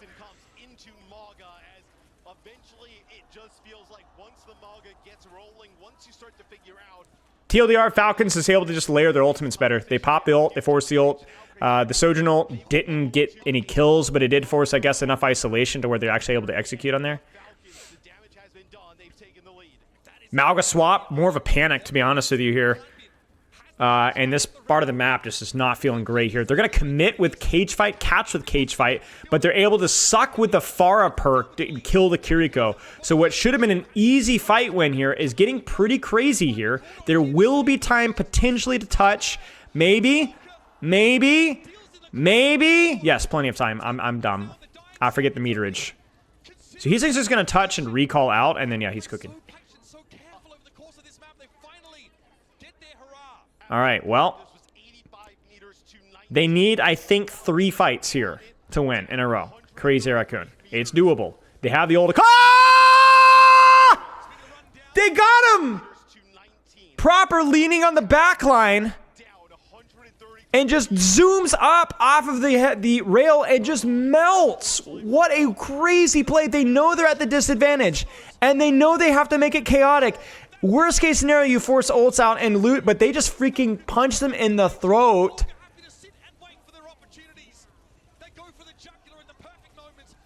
And that's it. Oh! Wow. Huge. That's crazy, dude. Well deserved by Falcons. Some really nice fight plans there. Some really nice fight execution. Knowing the ult situation and taking it accordingly. A lot of those early fights just felt so freaking undeserved as well. Just random deaths on off angles. The far value was monstrous, but yeah. Okay, good stuff. Okay, Route 66 is picked. They're going to ban Zenyatta. I don't know if that's like to protect a support or if they think that they could pull out a double poke comp and they just want to play their good old honest dive stuff. They're going to ban Hazard. I don't know if these bans mean anything outside of maybe just some little weird niche things that maybe Junbin could pull out. On third point, I don't know if the Zenyatta stuff is just mostly that they're running out of characters to ban and it's probably more to protect whatever they want to play. But yeah. All right, I'm going to stand up and stretch my legs for just a second and then we're going to continue to go. Any questions? 10 squats every 45 minutes burns more calories than 10,000 steps. No shot that's true, right? Well, maybe. Because if you're doing 10 squats every 45 minutes... Well, that loses a lot of context. Okay, so if you think about it, if you're not doing 10,000 steps, how many steps are you getting in an average day, right? If you're not purposefully going for a walk, I would probably get 5,500, 6,000 steps. Don't overthink it. Dude, I can't. Like, so here's the thing. You're missing out, like, what's more calories burned? Is it 4,000 steps or is it going to be 45 minutes times like 12 or 140, 130 squats? You know what I'm saying? I don't know. I would say about 4,000 steps is probably around 120 calories, something like that, somewhere in that ballpark. Okay. Curie Lucio. Did we just see a mirror? No, they go on a brig. They trust the on a brig. Okay. I mean, maybe on a brig it just isn't good enough, but at least on defense, it feels like that's going to be where Crazy Raccoon's strengths is going to be. So, who's Anderson Silva? Oh, that guy. Dive top, disengage. Yeah, the leg snapper. That's right. Yeah. Yeah, the guy's not built like me. You know what I'm saying? So. On a brig just has better sightline control and better pocket under the DPS. Kirikalusu can rotate a lot more and find a lot of value in compressed sightlines. You know, if Ana is able to kind of park herself in the back and farm nano, defend versus dives, pocket DPS, it's just really strong. So if Ana's uncontested on the sightline, she's really freaking good. And you can kind of see it. Like look at the damage, look at the healing. You know what I'm saying? It's like, oh my gosh. I don't know why I'm talking like this all of a sudden. It's just really freaking strong. But if Falcons could find like some silly rotations to kind of leverage their Lucio, to leverage their Kiriko, then I think you're kind of cooked. And on this map, maybe there's just enough space. I was critical of Crazy Raccoon forcing the Kiriko Lucio mirror versus Nightmare when I thought that they could have just left the Ana, tried the Ana brig, and just focused on the quality of their execution. And maybe they agree now, so I don't know. Spilo versus Dana White. Isn't Dana White kind of like old? I don't really follow MMA. And you got to see how freaking hard it is to retake versus Ana, man. Like, ugh. He's just playing sniper in the back, you know, when you have a map this broad. What's meta? We don't really know. Everything's being played right now. A lot of different stuff. I used to do MMA, but when I say I used to do MMA, I used to teach and train. I don't sit there and watch. I'm not like you guys, like you're freaking overweight white males with your freaking tap out shirts shopping in the Walmart, you know, frozen section. You know what I'm saying? Like, frick me, man. With the goatee, you know, and the I used to play D2 ball. You get what I'm saying? I actually trained and taught. You know, I didn't sit here Did you watch the fight? No. really good Winston. I was sleeping. But You know? in this scenario where we Holy wanna crap. commit to, right? You touched such a note, I actually forgot what was going on. Right? This is a real Okay, Winston stuffing the choke here. It's kind of an early stuff with where the card is, but thank you, Hottie. I will pay my butlers. Winston head to head. That's where Crazy Raccoon have gotten the better. They clear out Sojourn. Yeah, I don't know, like a lot of clear. Oh no, jumping! Ah, no, they missed the nano. They missed the nano. I gave you over $100 today. Why are you one of those tap out guys? You like one of those wrestling dads? Oh, that's kind of this miscommunicational disaster. They planned for nano, but man, I don't know. They just Crazy Raccoon holds close, which is kind of a gamble to kind of force some resources and just go early with ultimates, even though you're still pushing cart. And it's like a high risk, high reward strategy. And we've seen Raccoon kind of do that with Kiriko Lucio, like early dives, we talked about it, but they messed it up. Yeah, so.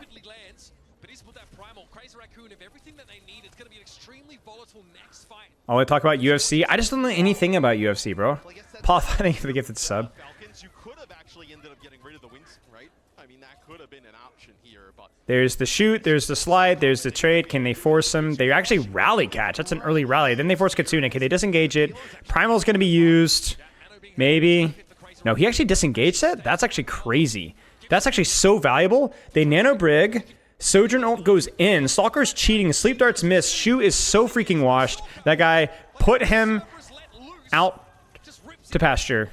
I cannot believe they had all the space there, but Falcons just kind of brute forces it, and they make it work because of a couple of minor errors. But they're still going to get traded backline because Winston's still behind, Sojourn's still behind, Tracer's still behind. So really like high risk stuff, honestly, from both teams there. Briefly. You're poor, you have bills to pay? Nah, dude, you're a professional gamer, bro. You're freaking rich. Freaking rich, bro. I saw a comment today about how rich I apparently am, and I saw a comment today that I'm actually living with my parents. So I'm actually not sure which is the reality that I'm living in right now. So I'd appreciate some insight from Twitch chat, maybe YouTube chat. The Mauga brain rot.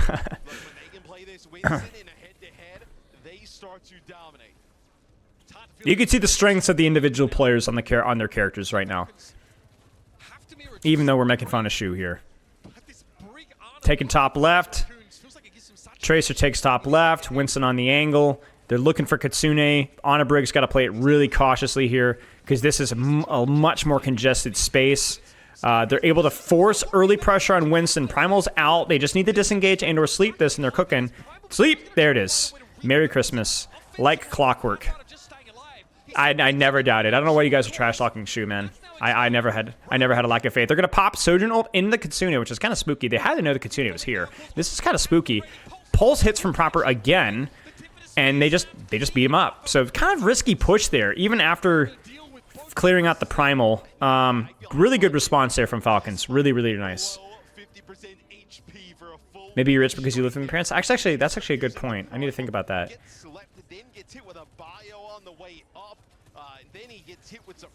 The Sojourn almost coffee, yes. Kitsune is coffee. Beat is coffee. I think Primal's more beef, maybe. I don't know. There's not a lot of beef ults in this. I think Rally's more beef. You know what I'm saying? Definitely more beef. Staging from the Winston around the side. Nice. Wow, he's actually got on top of the Kiriko there. That's really nice. So that's going to clear backline out here from Falcons, which then isolates. Which is why they're so aggressive on Hanbin here, not just because of the nano and the rally, but also because his backline's kind of out of position here. So he's going to bubble off backline here. Turn. Oh, they look for a beat engage? Oh. My bad. I didn't even think about the beat. I think that they were looking at Chio, and I guess Chio was out. But then Chio somehow snakes his way back in, up and over, and connects to the beat. Lip gets folded. The nano's used. It's double nano, but being down one means that you might not get the punish. They do get Chio, though. That's really big. They try to pulse. Wait, what is going on? This is so chaotic. Onabrig, super messy. He's got rally. He really doesn't want to use it. He might have to, but he doesn't want to. No! He needed to. Oh, no. I think he tried to ego it for the burst heal, just like yours truly, because obviously I'm sure wrong. That's me. And he screws it up. The primal's pretty real. It's fine.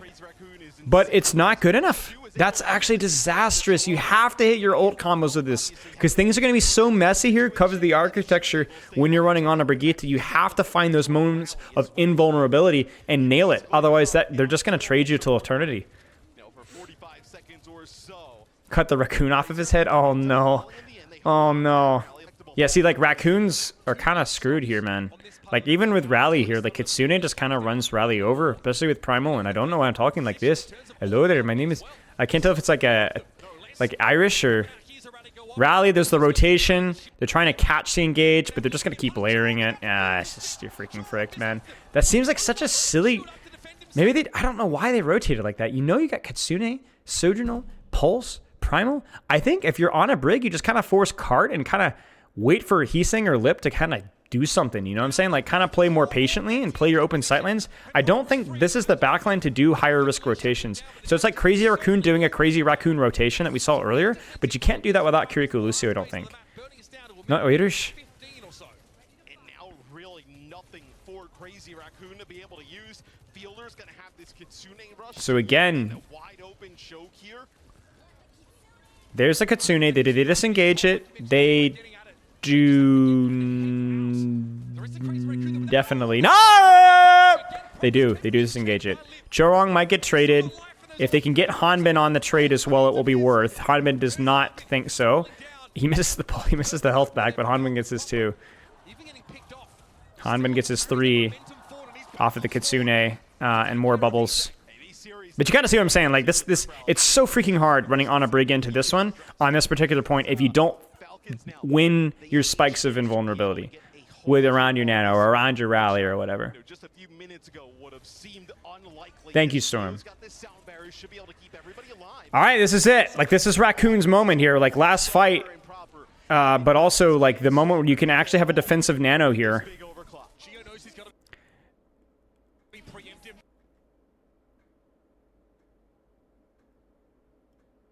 Wait, they nanoed their Sojourn ult into a beat?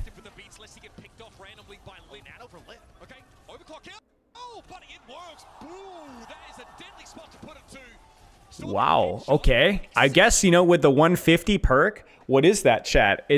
What is the damage with the overclock perk? Is it like 250 or 260 or 270 or something like that? And then you nano that and that's like 400 or something? I think, yeah, so it's 250 and then it's 375, right? Or whatever. Either way.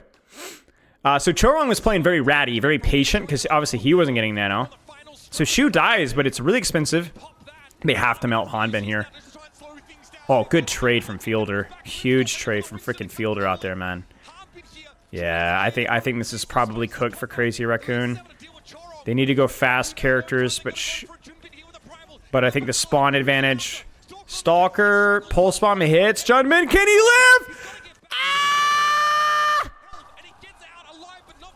He doesn't live. Wow. That's it. Wow, what a hold from Falcons, man. So many old fights went their way. Crazy Raccoon, uncharacteristically. Honestly, I don't know. Falcons won the ult trades late in the last map, too. But in the chaos, man, Crazy Raccoon just didn't quite get the trades that they wanted, man. They get the trades that they wanted. Or not the trades. Like, that's the very problem is they kept getting traded, right? They needed to be a little bit more patient with the composition that they've got. It was still a decent push, but yeah. But, okay, on a Brig defense, really strong. Really, really, really strong. On a Brig on top. These aggressive rotations even are possible because you got freaking Kiriko Lucio on the floor, right? Instead of starting on top. So you could even have more freedom with how you position, how you rotate. They're going to hold that corner. Sojourn up on top, clearing the Sojourn off the top rail. Deep bubble, defensive bubble. Junwing goes top, jumbo bubbles. He's knees pocket. Oh my gosh. That is a huge error. What a sleep from Shu. Good Suzu from Fielder to prevent that kill from happening. But that feels like a major misplay there. Ouch. Oh, that's a big trade, actually. Can they get him out? Can they get Chorong out? They got Chorong out. That's huge. Okay.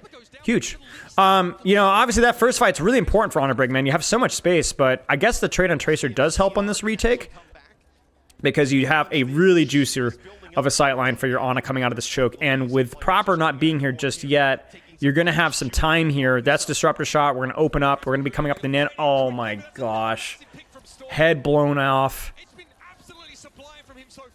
That's just unreal. Nano's there. Is it enough? Is it enough? I don't know if he can... What a pick! Can he live? No, he can't. Ouch. Oh, man, that sucks. Not the end of the world. This architecture is still really strong for Ana Brig, but man, you would have loved to hold there for at least 60 more seconds for considering that's your strong point there. Really well played by Falcons. A couple of really nice mechanical plays. Yeah, the Mercy Mythic Weapon, Simeon. Yeah, thank you. So I think if you're Falcons here, the play is to kind of just force point and maybe look for one really, really aggressive... Yeah, so this is it. So they're actually going to go earlier than I thought they were. I guess before they get Nano, so that there's only Rally to worry about. But basically, you just vomit everything on top. You run over this with Kitsune, then you Rally, and then they beat on top of it, and they Sojournal, and you just obliterate this. If you can win this fight here, and then between get the cart to here, you can stuff this choke and not give Ana Break the sightlines that they need at all. This fight is really important for both teams. Really important for both teams. The Rally is used. Proper disengages. That's really good for Crazy Raccoon. That kind of kills the push. That gives Ana Break time to cook. They beat late. Proper's freaking killed. That's huge. Pulse doesn't quite. It does hit. It's good enough. That was the fight. That was the fight right there. And Primal from Hanman is used as well. That is massive. 1, 2, 3 ults used for 1, 2, and they win the fight. Monstrous fight. That is huge for Crazy Raccoon. Not just in terms of a momentum shift for map positioning, but it's also psychological as well. You can settle down. You can take your deep breaths. You can take the positions that you need. You're in ult advantage. You have map control advantage. Kiriko Lucio are shoved into the locker, and now you've got your Ana in a good spot. Huge, huge, huge, huge fight win right there. Crucial team timing error there. And yeah, okay. They're trying to wrap underneath. This is really good staging from Falcons. Use the Lucio underneath, contest top, drop underneath, play it nice and patiently. Probably look to leverage cart from underneath. Ah! Chio gets caught by Heesung. Chio goes up top a little in the open, goes to Mark, gets poked out, and gets caught in the rotation. He just needs to give Tracer that angle and play underneath and let his Kiriko mark. He can't extend himself out in the open. That's a huge error there. And those are the backbreakers, right? It just didn't cost them anything for that, right? So they don't even need to force it, but this does mean that you're not going to move cart. Hanman sleeping, nade hits, Junman catches Stalker, and just nothing is used. You're a loser. Beautiful. Another banger for Crazy Raccoon. And now you're like, bro, they don't have support ults. We have both of ours. We can freaking Primal on the rotation. We don't even have to defensively Nano because they have nothing to go into our backline. Look at that. Pain on every rotation. Bubbles, zaps, gnarly. They don't even need Bubble if he wants to go in with Primal because there's no cooldowns. Fielder's low. Rotate away. Look at those rotations. Tracer's still peppering them from the side. Sojourn's still peppering them from the top. Tracer's really low. It's going to be an early recall. Stalker responds with Sojourn ult. We probably will see a Nano and probably a Primal from Junman at the same time. Oh, no. Lip just hits him. 2 for 2. 2 for 1, rather. They really like these Nano Sojourns in open spaces, and honestly, it's worth. It's good. If you could just instantly delete somebody, guaranteed, because of the space that you're playing, it's so worth it, you know? You don't really care how you win fights right here. Like, ult economy matters, but 2 is not that bad. And you could just consistently pull it out, yeah. Heesung, yes. There's the early pressure on the Winstons because they know the Ana's in spawn. That's going to build a little bit of Kiriko ult. Junman has to get his Junman gets his Primal Force. That's kind of expensive here. I'm surprised to see Crazy Raccoon stuffing this choke still, even without the Kiriko. Yeah, the Tracer comes from behind, does proper, and that's going to force Primal, so they're just going to full disengage that, I think. Yeah, nothing. They don't get anything out of that. That's kind of questionable from Junman. They really like aggressive stuffing and punishing rotations, even when the team's not fully there, even when it doesn't make a lot of sense. And you're seeing the payment for that sin right here, where Primal was used only because Ana was still coming back from spawn. So it's still a good cleave on the rotation. It forces errors, but it is a very high risk, high reward play. Holy crap. What a nade. They hesitate in the rotation. Chorong with the flank rally, like the Sigma male that he is. I freaking love watching Chorong do this. He did this not too long ago on freaking Esperanca, flank Mauga, flank nade, flank rally push, and Kitsune is used, and everybody dies painfully. Huge.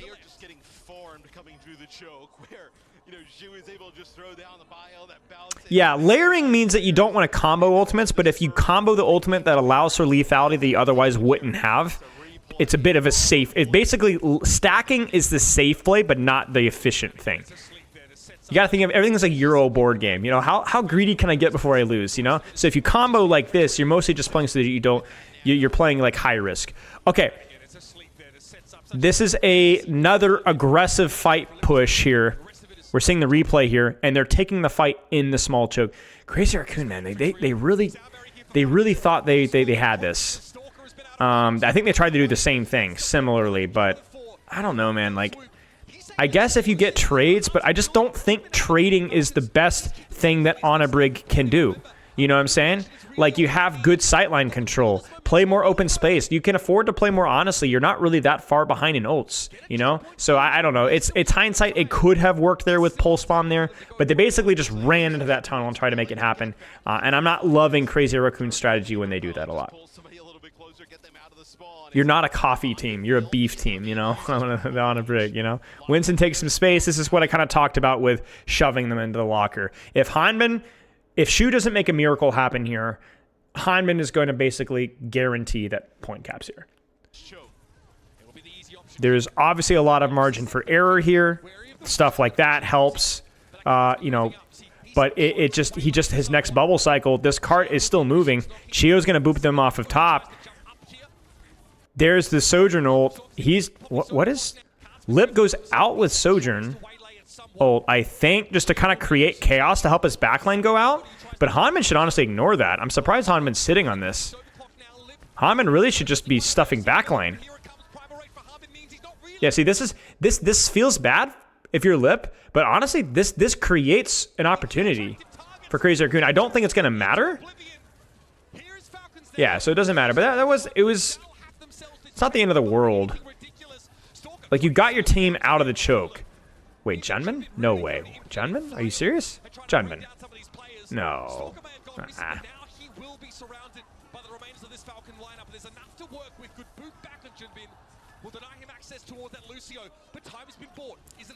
I don't know. Okay, well, this is it here. You know, they didn't get a massive push here, so there's probably 2 fights here. Eunuch, thank you. Thank you for this stuff. I really got to start reading these things in my head first. Positional advantage for On a Brig.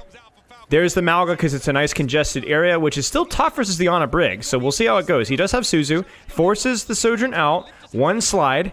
Off angle. Do they Kitsune and point? They should. Right there. There it is. There's the commit, but they hit Lucio with it, so they get the trade. But the Kitsune is still active, and Kitsune is extending value. So Rally is used in response, but it's too late. The damage has already been done. If they don't get one more trade, Raccoons, they do get it. They do get a couple of trades. Wow, that's incredible. That's really good. That ult fight really could have gone so much worse. Like that could have been so much worse for Crazy Raccoon. So they basically they see the bubble. Crazy Raccoon goes in really aggressively into the double support ult, trying to like get a trade. They get a trade, but then they get traded back because Kitsune is really strong. But then in the chaos, Mauga's just not able to keep up and get the trades. They're able to get traded back. Can I coach CS? I don't know. Parts of it, I'm sure, yes. Most combat games have similar principles, but other parts would be harder for sure. Marking Tracer. Pulse misses. Sojourn ulti used from main. Can they disengage it? They peel off proper. They're able to mostly engage. Shoo! Shoo! He gets the nano off! He gets the nano off! Oh my gosh! He was at 99%! Oh, right here, ladies and gentlemen. Right there. It's over if he hits that shot. Oh! Can they get him? That should be it. Oh my days, what a mess. Crazy Raccoon squeezes it out. Yeah, mostly target focus and mechanics. Target focus doesn't matter as much early in fight, but later in fights, to be able to finish off targets really comes down to mechanics and target focus, yeah. Crazy. All right, 2-2, babies. Okay, well, we've already seen here. So Falcons are going to ban Brigitte to prevent any sort of cancer for their poor Mauga comp in terms of Ana Brig. Brig isn't great versus Mauga necessarily, but can kind of keep the Ana alive, deny some of the Mauga stuff when there's enough space, and there is on this map. And so the Brigitte ban is going to make Ana more difficult to play. Now, I actually think it could be possible. I would love to see a team try Ana Lucio here, but maybe it's just too tough. Crazy Raccoon ban Tracer, because they prefer to abuse the fact that he's saying has that hero pool that's maybe even more flexible than proper. We saw it earlier, would proper be able to perform the same level of far as he's saying? Answer's no. And so you force him onto, Genji, who's better on this map maybe, but maybe not quite as good. Not quite enough verticality to make Mauga bad here, no. It's not quite enough to make him bad, but not quite enough to make Winston a must pick either. It's somewhere in between. Or Winston a bad pick. It's just somewhere in between. So, and again, we've talked about Falcons. They're going to lean into their Mauga strengths whenever they possibly can with Hanbin. So this is just teams playing to their strengths to a T. Now, the interesting thing here is they actually don't go Lucio here, which I actually like a lot. There's going to be a lot more pocket onto your DPS. And in theory, there's enough space here to keep yourself alive versus the Winston dive. You don't necessarily need to run Kiriko Lucio here. So, yeah, this is fairly logical picks here. Okay, let's see. This is sauced. Farah getting the spam in. They're looking for a backline. Oh, man, look at that pincer. Oh, Mauga's so... Ooh, the flippity floppity flip. The flippity floppity. The flippity floppity. Mauga's trying to connect. They disengage it. Boy, this is like, look at look at all these like flip it, map and dive, and they disengage, and the Mauga catches, and they flip around the Mauga, and wapita. This reminds me a lot of what we were singing on Oasis, right? This is some crazy rotational stuff. Super fun to watch. Any error here from any team in terms of where they're rotating, or just to screw up mechanically, and you're freaking dead. Freaking dead. Like right now, this only works because Stalker isn't on this angle. If Stalker was on this angle, freaking Chio was on this angle with a freaking Juno water pistol. Heesang would be dead. You know what I'm saying? Heesang is dead. Okay. Like, just, oh my gosh, it's like the margin of error here is so tight at this level. Yeah, I don't mean to be disrespectful to your question, Lo-Fi. I'm really just trying to be more encouraging. I apologize if I came across as condescending. Whenever people ask me a question, I kind of have to remember that I'm speaking to people besides just you. You kind of get what I'm saying? But, wow. This is so close. This is so close. This really is going to come down to whatever DPS screws up with their rotations. Like, Lip kind of ends on the floor here, which is a bit awkward. But he does have a really nice angle on Hanbin, which forces Cardiac. Juno isn't quite able to get the rotation that she needs. It's hard to see exactly who screws up or why without replay codes, but you can kind of, if nothing else, I want you guys to get an appreciation of the amount of rotating around the map, flanking and angling, and then they counter-rotate and they counter-angle. Teams fighting for it. It's just really high-level stuff. Deep dive. Looking for something. Bubbles used. Mauga disengages Kitsune, and they catch it with Beat Barrage. I love that. Beat Barrage gives you so much time for your Pharah to sauce it up. And so it just completely melts everything. Now, the barrage is super high value there. It's hard to quantify all the cooldowns and damage that barrage did, and then the Beat layering off of that, it's huge. You take those two for once, 100%. 100%. And as long as he doesn't get traded here, and he does not, that's a very good fight there for Crazy Raccoon. She's pretty popular in KR rank. Yeah, it makes sense. I mean, this is kind of why, this is why Winston got freaking nerfed, you know? There's regional metas. Sojourn ult for Sojourn ult. They Juno ult layer on top of it, but Crazy Raccoon has the high ground, so they're just like, peace, brother, and they're out. What did Proper see? Because they just kind of fully have disengaged this. What is Proper Blade? So Proper just dashed in and bladed. And then I don't know if he just didn't track something. That's just really not good. I don't understand what Proper saw there to dash in basically with just him and Mauga. So this is a huge push advantage for Crazy Raccoon, and we might see some kind of a silly flip the map rotation on the backline here. Or they might just park the cart and just AFK and wait, because you have the advantage here. You have a high ground advantage with your Pharah. Oh no. Junbin baits the cage fight and disengages it. He tried to catch him and Junbin just leaped out too fast. That's crazy. That's purely prediction. You cannot react to that in time. You have to predict it. He turns the corner, just jumps before he even hears the voice line. Yeah, I like the new designs as well. I know some people don't like some people like the sharper designs of old Overwatch 1. But I personally have preferred the much more dynamic. As long as there's been costs for the reward. He's saying it's isolated. Where's Bob? Bob is asking about the conch. There it is right there. He's unable to disengage and hide in time, and he dies for it. That's the cost of the conch perk right there. As long as you can have heroes with strengths and weaknesses and not be entirely great, I like it. They're going to try to push this. Stalker, I just realized that they just did Sojourn Pharah swap. I didn't even notice they went off of Genji. It makes sense. Nothing really for Falcons. Can Crazy Raccoon force this Primal in here? Junman's pretty low. Yeah, they're trying a little flip there. Look at that. Lucid Sojourn on the angle, catches Pharah. Then they're able to find the Pharah with the Primal. Will they get her with Primal? They will not, but they'll isolate enough people to where the Kiriko dies regardless. Really nice setup there from Crazy Raccoon. Knowing that he died, that felt a little bit unearned though. But still, really well done. I always have confidence that this team can retake space creatively. They always do such a good job on this map specifically as well. Okay, again, we're kind of in a stall situation here. Now, Crazy Raccoon's lead is not as big as it was before, and Hanbin doesn't have cage fight, so maybe Raccoon looks for something, but... Ooh, that's a lot of damage there. That's a lot of damage. They actually screwed that up, so a lot of... Oh! Oh, what the flank from Heesang comes over the top ropes and murders.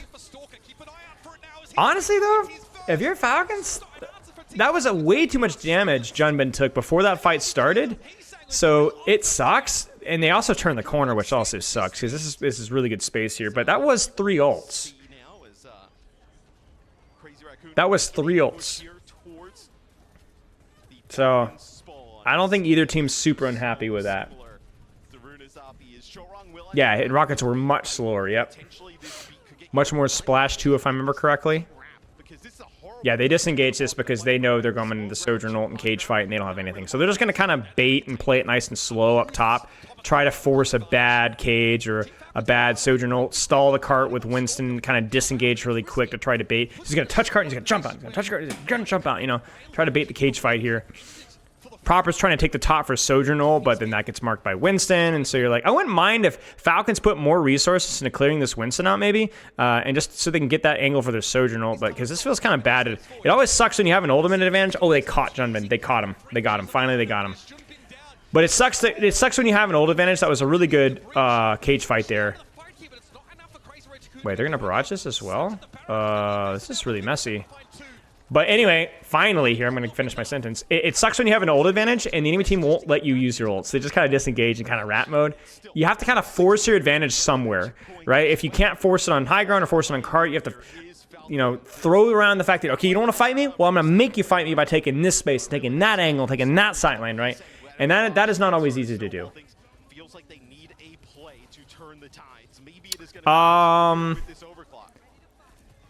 Are they just going to Kitsune this? What is going on here? Sojourn ult, and then beat to force, and then Kitsune on top. And then if they can live, Kitsune will be able to sustain for a while longer. Proper's still pretty greedy here. He's got double slide. But the beat does not catch Heesang. I don't know where he was. I don't know if he got bubbled off. Chio dies, who didn't have beat, but that's not the end of the world. It is the end of the world that they pop 2 for 1, and maybe it's just a question of proximity. Maybe it's just too close, man. I don't know. Like, I don't know. It seems odd to be like, we're gonna pop Sojourn here into beat. I don't know. They got their 1, so maybe I'm just hindsighting it, but on paper that shouldn't work. Wish Junkrat would get the Pharah treatment. He will maybe one day. We'll see. I will say, you know, we're as bad as reworks like Roadhog have been, and controversial as reworks like Sombra have been. Pharah has been a pretty successful rework. I think very quietly, Brigitte's soft rework going into Overwatch 2 was very successful. So yeah. Pharah trade. There you go, ladies and gentlemen. Your Pharah trade. And that advantage is Crazy Raccoon, honestly, just because you have the ult advantage, and you're the guy that died didn't have ult either way, so... Yeah, I was going to say, I'm surprised they're not actually taking this fight here, and they take it, but it's awkwardly timed. Beat is forced. Kitsune is used to layer on top. There's the conk right there. It doesn't quite get the kills, though, but they're able to get the sustained value. It's the second bubble cycle. They might be able to catch the loose in the rotation. They're not able to. Chio is really 1 HP. He's all the way out. That gives him just enough time to be able to maybe open up for a mid-fight barrage.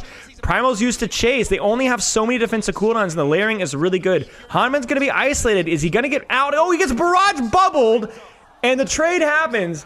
And once again, Crazy Raccoon is throwing the kitchen sink at the wall. Drywall in shambles. And you gotta ask yourself, was it worth it? Was your moment of rage worth the progress that you're getting here? And honestly, I think so. Because you're again in a situation here where you can really force a messy fight here. Oh, no, he missed the conk follow-up. He missed the conk follow-up. He missed the conk follow-up. Kitsune's used. Can they get anything else here? We're in OT. They need to win this fight. They don't need to use anything else. Okay, we take it. And Falcons have the old economy here. A flip of the Runasapi. You'd win here? Haha, that's funny. Raccoons have probably 3, maybe 4 fights here. Probably 3. They're going to hold height. They're going to play patiently. Look at the retake. Again, the same retake we saw earlier. Lucio Sojourn on the flank. Winston on main. Kiriko on top. Pharah gets caught. Great rotation. There's your new Pharah. Ladies and gentlemen, cage fight misses. Kiriko ult is used. Beat is layered. Sojourn ult is popped. Crazy Raccoon, happy with the result. Trade happens. 1 trade. Do we get 2? We get 2. Junman gets his 2. Junman gets his 2. And we get a 3 for 1 trade. Crazy Raccoon is now in the driver's seat to win the game. The only thing that could possibly go well for Falcons here is proper Stalker pulling a miracle. And the worst part about it is because you have to push robot, you actually have at least one person anchored to point. You can't even take all the angles that you want that Crazy Raccoon is going to. We're going to see Sojourn on the top there with Lucio at least. We're going to see probably just Primal on Lucio or Kiriko. Yeah, they're just going to isolate the Mauga. Mauga's by himself. Mauga has to play really safe around the corner. There's the Sojourn ult. There's the overrun. He's using it just for the damage reduction. He's isolated. He's killed. Who's next to touch? Button. Who's got the button? It doesn't matter because all their buttons are not enough. Because Crazy Raccoon has the Qs, and that's that. Beautifully done. Yeah, I mean, it just was really not super flashy, you know? They just played to the strengths of the composition. Some nice neutral fight wins there. Some really good setups. They win the ult trades. And crucially, like, they were able to blow a bunch of ults at the wall, but they always won those. There were very few fights where they blew a bunch of ults and somehow miraculously lost. They always won. So they won the fights they were supposed to or needed to win. They didn't make the crucial game-losing error, and they were able to get enough of a lead, you know? I think Heesang played pretty well consistently. He just causes so many problems with the Pharah, even when he's not in the kill feed, you know? And just the fact that they can play the Pharah, you know, and I think that they have the mechanical advantage with that character is such a massive, massive deal. So, As a Winston player, glad that the Mauga Nation didn't Circuit win. Royale. Falcons pulling a wild card in this one. They're going to ban the Mauga, or the Mauga, I say, the Ramatra, who's pretty good in this map. This might mean we might see some Sigma play here, potentially here, because Ramatra's matchup versus Sigma is very good. Ramatra is also very strong, and Sigma can potentially be played, and that's something that you're going to favor Hanbin on whenever you can. Crazy Raccoon, curiously enough, is going to ban the Juno. Now, I don't know if that's because they're anticipating maybe some sort of Brawl Rush comp. Maybe I don't think we'd see Mauga Juno here, but maybe there's a chance we could. That kind of denies that. Maybe you'd see Sigma Juno, maybe like a poke comp with some speed options, and maybe they think that they like their poke matchup better without speed on the table. So, yeah, I guess this is the last map here. I mean, spoiler alert here. I mean, we know who wins this one, right? But I don't know. I didn't watch any of these series, so I'm curious to see how this is going to go. Ready yourself for peak. Hey, there's the Sigma. We got Max in, so instead of Junman, who's got the more off-tank hero pool, so the traditional Sigma Diva Zarya kind of heroes. Sigma is here because Ramatra is banned, so it's harder to force yourself upon it. Bap Lucio is kind of a throwback. It's honestly okay. Like, Juno is banned, so you don't have the speed ring threat here, so you might as well play something. Shu's a phenomenal Baptiste. Baptiste is pretty good in this map, pretty good with Sigma. Yeah, we could actually see some Widowmaker. I mean, honestly, like with some of the speed, with Ramatra and Juno speed being banned here, you might unironically see some snipers here. So, Mei, because it's the choke. Mei's underrated in this map. Sojourn, because a little bit more movement, you know. Lucio, because, again, it's pretty narrow, so having some sort of push-pull is okay. You could definitely run Baps in here if you'd like to, but they don't have the supports for it, so they won't. And, yeah, I wouldn't be surprised if we see Proper probably mirror the Mei. But we could also see double sniper with like a Sojourn or something as well. They're going to go Genji. Genji Sojourn. Good stuff. Lots of short range off angles here. You can really take those high grounds and those little tight flanks and pressure tanks. So Mei versus Genji is probably going to be based off of hero comfort. Proper is a very good Genji. He's saying, he's again, like, it just feels a little bit like Heesang's flexibility is dictating a lot of these matches in a good way, right? Like his ability to pick the Pharah, his ability to play the Mei, to fill that more traditional projectile DPS role. Like right here, any push that they make right there, that accretion needs to hit. And the ability to snipe those right there, like look at that Mei wall, completely shuts down any follow-up. Then they're able to take space off of it.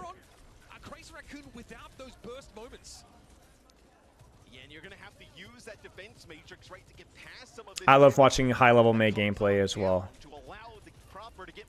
Proper touches point, deflex force, matrix force, disruptor shots forced. Sojourn angle from Lip is very passive. He's kind of like, honestly, letting his Mei swing wider and with icicles, and honestly, maybe that works out. Mei's got more HP to play around with. Mei has better, sightlines for a wall. But it is unusual. You would not used to seeing your Sojourn take the more passive, I mean the shorter angle. You're used to seeing the Sojourn take the wider angle, right? So there's early BAP window, they disengage it. That's why I said about, like, you lose early fights or you lose people trait, you take a lot of damage early. The attackers often build that support ult first, and I don't know if they can hold this, man. Like, they don't have anything here. Yeah, they don't get it in time. So really well played there from Falcons. Proper with the 5. But frankly, honestly, I want to know what happened more in that neutral fight here. Let me look back here. Why did they lose so much space here? What's Max's reason? Is this angle from Lip too defensive? Did he miss the disruptor shot? The disruptor shot's not too bad. Was the Mei wall screwed up? Was there a miscommunication about where we'd hold? Like, the Mei wall value is terrible, right? So, like, something went really stinky there with the neutral trade there, right? Even the lamp being forced there. And that, like he's saying, you know, I caster cursed him, you know? Something stunk there. They should not have been lost that space that quickly. So retake, BAP window for BAP window. Beat is there a little bit faster for Chorong. That's really nice. That allows them to be able to counter that blade if they'd like to and push into it.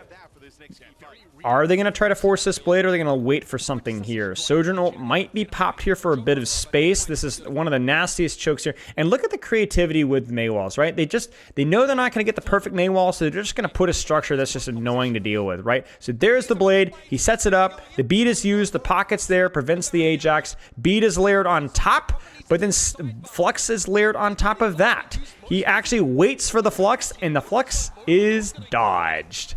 Very difficult to land Flux in this matchup. It's not easy to do, but you still... Wait! We get a bomb engage! What is this, flat?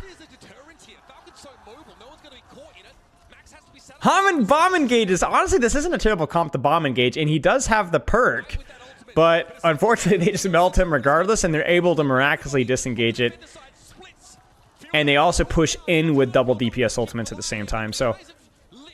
Honestly, I respect the energy. I don't think it's a bad play. It was just a high-risk play. I agree with Mitch,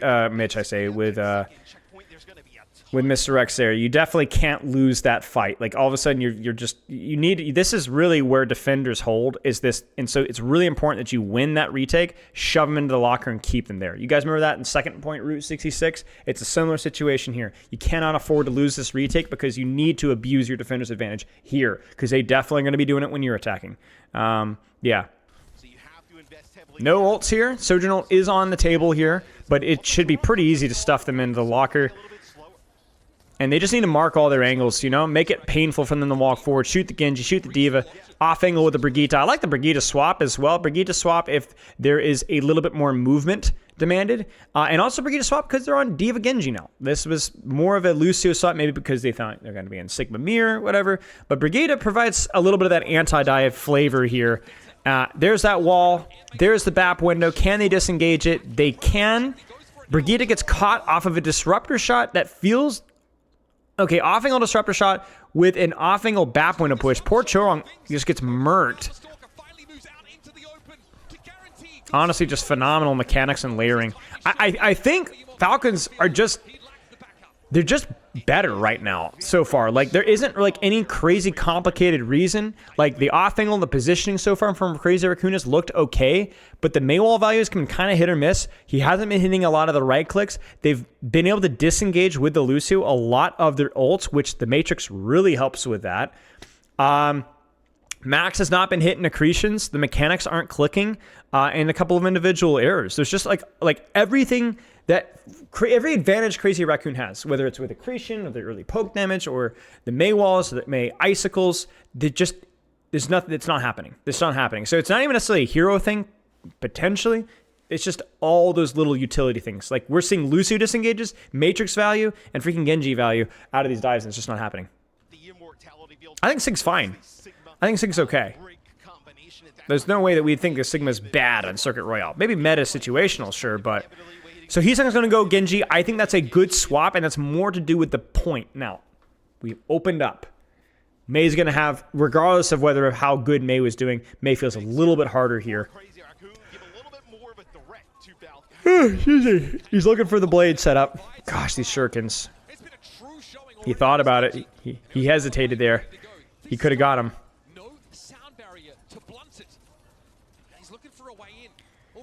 He's going to let them out and then blade over the top. And he just chops at the Sigma because that's just what's available. Gets the Sigma out, gets him low. And that's beautiful. Beautiful, beautifully staged, beautifully timed. Excellent team play. Oh no, Hanbin dies. Bomb to Remax, sure, why not? Yeah, you have to burn a banner man to make him playable. Yeah. That's just more about Ramacha than it is about Sigma, though.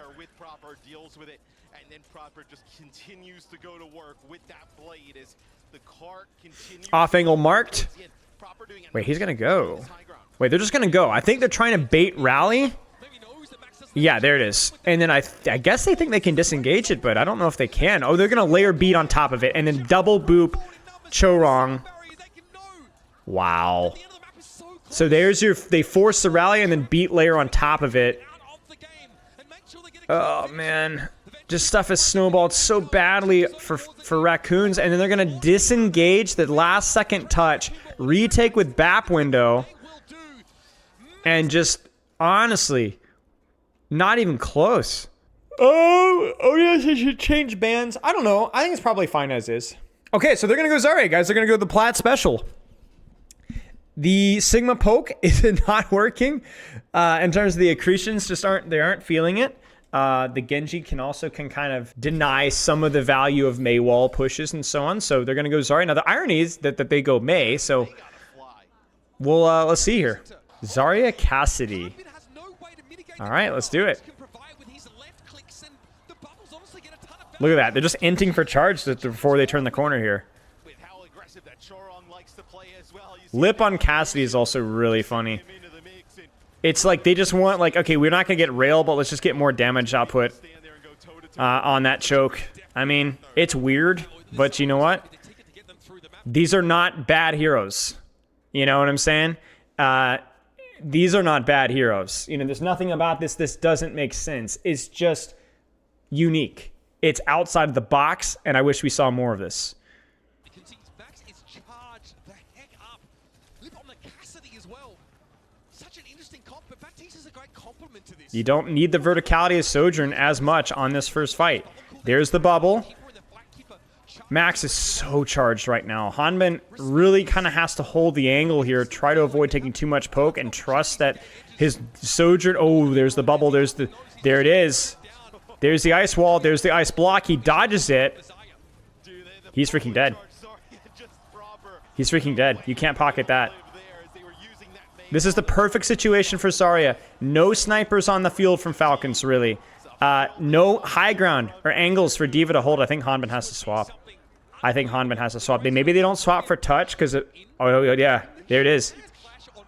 So for those of you guys that don't know, Hanbin is largely considered probably the best Zarya of all time. I don't know how watched this guy is. It's been a long time since he's played, but he is probably the Zarya greatest. He's probably the greatest. So that's why the crowd's going wild right here. We got the Zarya freaking here. Is it a long list? I mean, going back to Overwatch 1, yes, actually. Overwatch 2, not as much, but yes. So here we go. A good old-fashioned gentleman's duel on the front line, folks. Team Falcons and Crazy Raccoon happen to get their hands dirty. I mean, at least in the games that we've... You have a character that benefits very much from Bubble and the Genji, and a character that will force the bubbles with Mei. So let's see. Yeah, this is the first time we've seen Zarya all weekend, so... This probably feels a little bit like your Plat games, no? Because there's no threat of snipers, right? BAP window open. That's just to kind of get them around the corner here. Oh, jeez. Oh, they messed up. They communicated beat engage. There's been a couple of these from Crazy Raccoon. Some uncharacteristically ill-timed pushes. And this just feels so unforced. You know what I'm saying?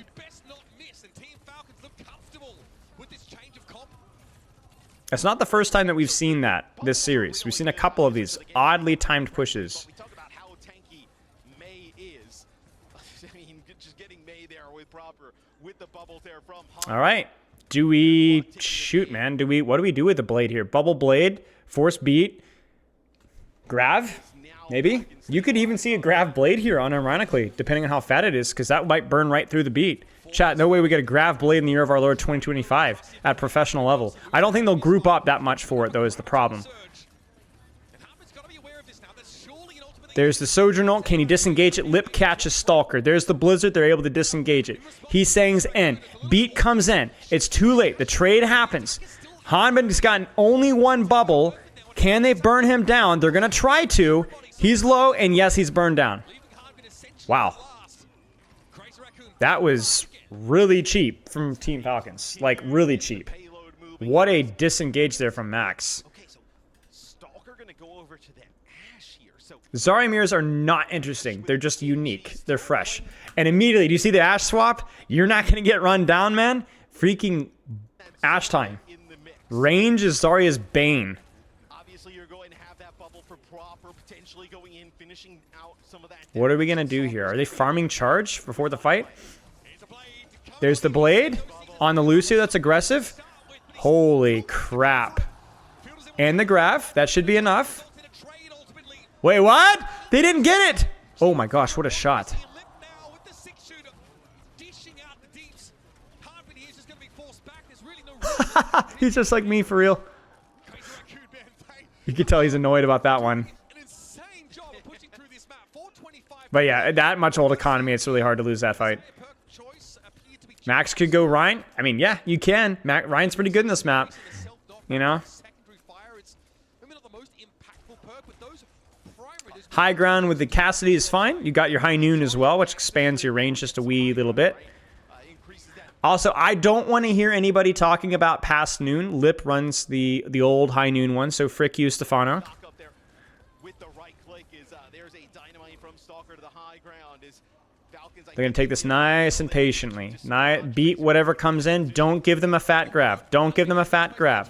There's the bubble for charge. Deflect is used just to get him out. Grav comes in from Hanbin. Where was that grav used? Wait, does he just get... Wait, does he just gets the... He just gets Heesing.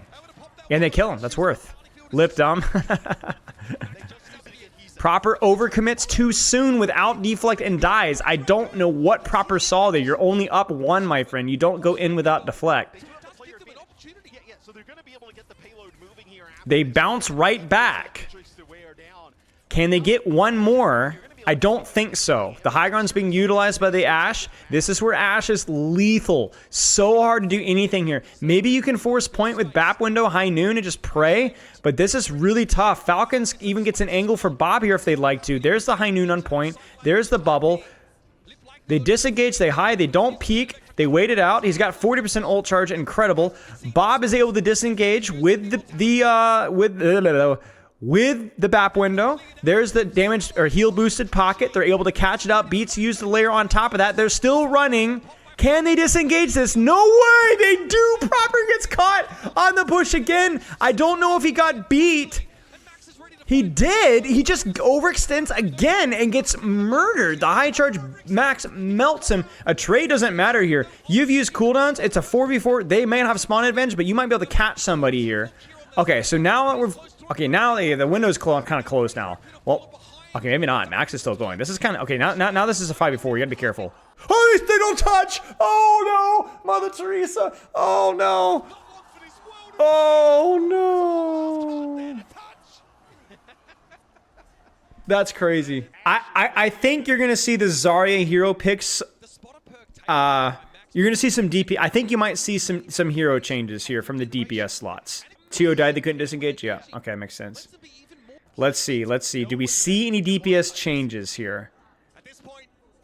So first off, you see Bat Brick, which I don't know if that's... I don't know. I don't think that that's necessarily a better character into the Zarya. Maybe it's just more pocket for the DPS, but I'm honestly not too sure. You're going to see the Ashe though. I think Lip's going to swap. I think he's going to see Div, and I think he's going to go back to spawn. No way he stays. He might stay. I would be surprised if he did. Yeah, I think he's staying. Wow. Okay. Well, they go in with bubble. They get ice block and wall with bubble. That's insane.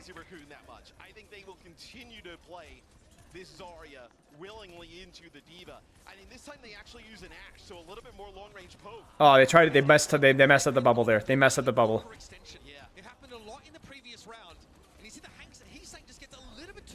They thought about Zen. I mean, honestly, dude, like, look at the Falcons. You could play Zen versus the Falcons thing. Oh, there's Stalker. And yet also you have the Maywall, right? Being able to kind of like if the Genji goes in, right? Maybe dashes on in, gets his Zarya bubble. Now all of a sudden, the Widow. There's the Widow, man. Sure, why not? Who the frick cares, man? I guess we're just playing whatever here. There's no sniper threat at all. It's just raw Genji Mei. There's not even a freaking Sojourn Rail anymore. You might get stuffed into the choke here, but, you know, like, as long as you don't get instantly dove. My only problem with that is that if you wanted to go Widow, you might want to run a Brigida of your own. That's the only problem. I'm actually more confused by what Crazy Raccoon is running. Like, I think you could run, like, Bat Brig, and you would be fine here. Because you're running freaking Diva Genji into Diva Genji. I think the Widow's a little bit a little bit of hubris here. You get what I'm saying? That's a good trade, but you need something to bail that from happening. And yeah, he's gonna go Cassie. Okay, well, the third hero we've played in a minute and a half. You can tell they're lost. They're like, they don't know what to do, man. Like, this is freaking weird. Oh, jeez, those shots. That's the Mei value right there. You know, you don't have a sniper, but if you're able to hit your shots, she has a lot more range pressure than a character like Genji can have. And the burst potential is very high as well. You know, you're a two-tapper, basically. Okay, here we go. Ant Matrix from Crazy Raccoon. They'll probably open with that right now. Right now. There it is. There's the Ant Matrix blade. He connects with the blade, but he gets the dash used. Oh, he outplays it with a wall climb. And, oh my gosh. And they're able to bubble off the Blizzard commit.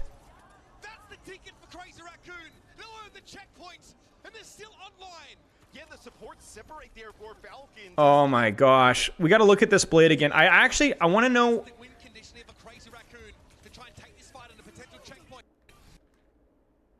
So dash slash. And he's bailed out here. Do you guys see why does this work? Why does this work?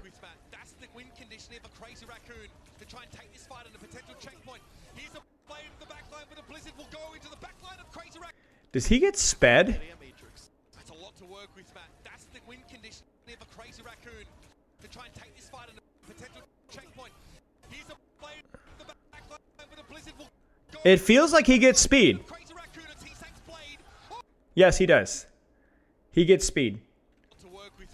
That's the only way that he's able to get that next slash in the Baptiste or the Brigitte or whatever is because of speed. He gets speed. He gets speed right here. Huge from Chorong here. He actually abandons Shu to die and goes in. And that's the only reason that they get the 2K here. That's crazy. Big play from Heesang, big play from Chorong. And they're able to get a little bit of a stall on Stalker as well, which is really nice because you're going to be able to push it over the hump in theory here. Yeah. And this is huge too because that was your ugly fight, right? That was your ugly fight. You go in without grab, without beat. Those are your money tickets, right? The consistent ones. Bap window and blade not near as consistent, and especially into the rally. And that buys them time, right? And crucially, they're going to hit that spike at the best possible time, which is right here. High noon, this is literally just past noon right here. He's literally just zoning. I'm surprised he even dropped there just to buy time, buy space, turn the corner. There's past noon value right there. Beats used, or blades used. Beats used. He doesn't commit the dash. He deflects out. They actually did not get beat onto Lip. I don't know how. Blip doesn't get beat. Oh my days. I don't know how that happened. That is an atrocious moment right there. Grav is still there. They get proper after blade. Deflect is used. Grav is used. It only hits Mei though, and she's got Ice Block. The trades happen. Hyman can remake here. He's got the perk. But there's no more bubble. The remake happens. He's got 1,000,000,000 HP. Respawns are close, but it doesn't matter. Oh no.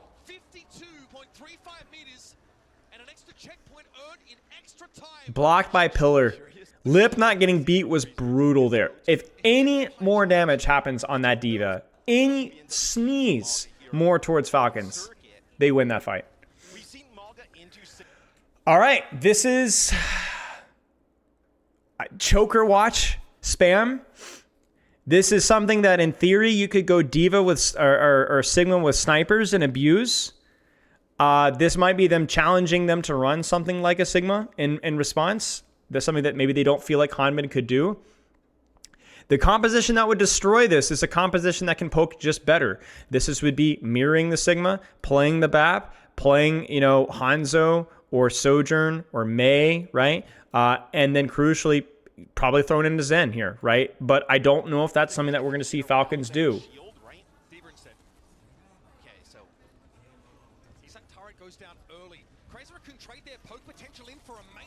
Oof. There's just so much upfront damage. And again, if Lip can play this Symmetra, it's good. This is like the budget poke comp. This is the noob stomper comp. This is the we're gonna torture your frontline comp, but if you have anything with a weapon that shoots further than 15 meters, you're gonna run us over. And Falcons, oh, they're gonna go Rhine? What? It can work. It's just incredibly difficult, and you have to know it. Did these guys know how to do this? So what you do is you teleport height, and you can drop push onto something, preferably the backline, because there's not enough mobility here. There's no utility outside of your own teleporter, which is incredibly hard to utilize, to kind of keep your distance here. They screwed it up. They screwed it up. They what are they doing? This is so stupid. They teleported and then went back. Now what is going on? This is all the London Spitfire fans in chat. Close your eyes. You don't want to watch this. Oh my gosh. What is this? This is the most fun, stupid thing I've ever seen in my life. The funny thing is I don't even think you need to swap here. This is like, I think Sim Torb, they're gonna go far. I mean, that's good. That's a good swap, but like, oh my days.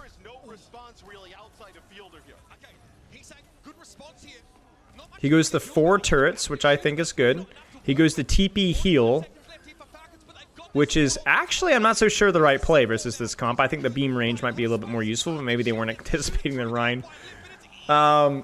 They just frontline Simwall, walk forward. The Blizzard is either killed or Ajaxed or something.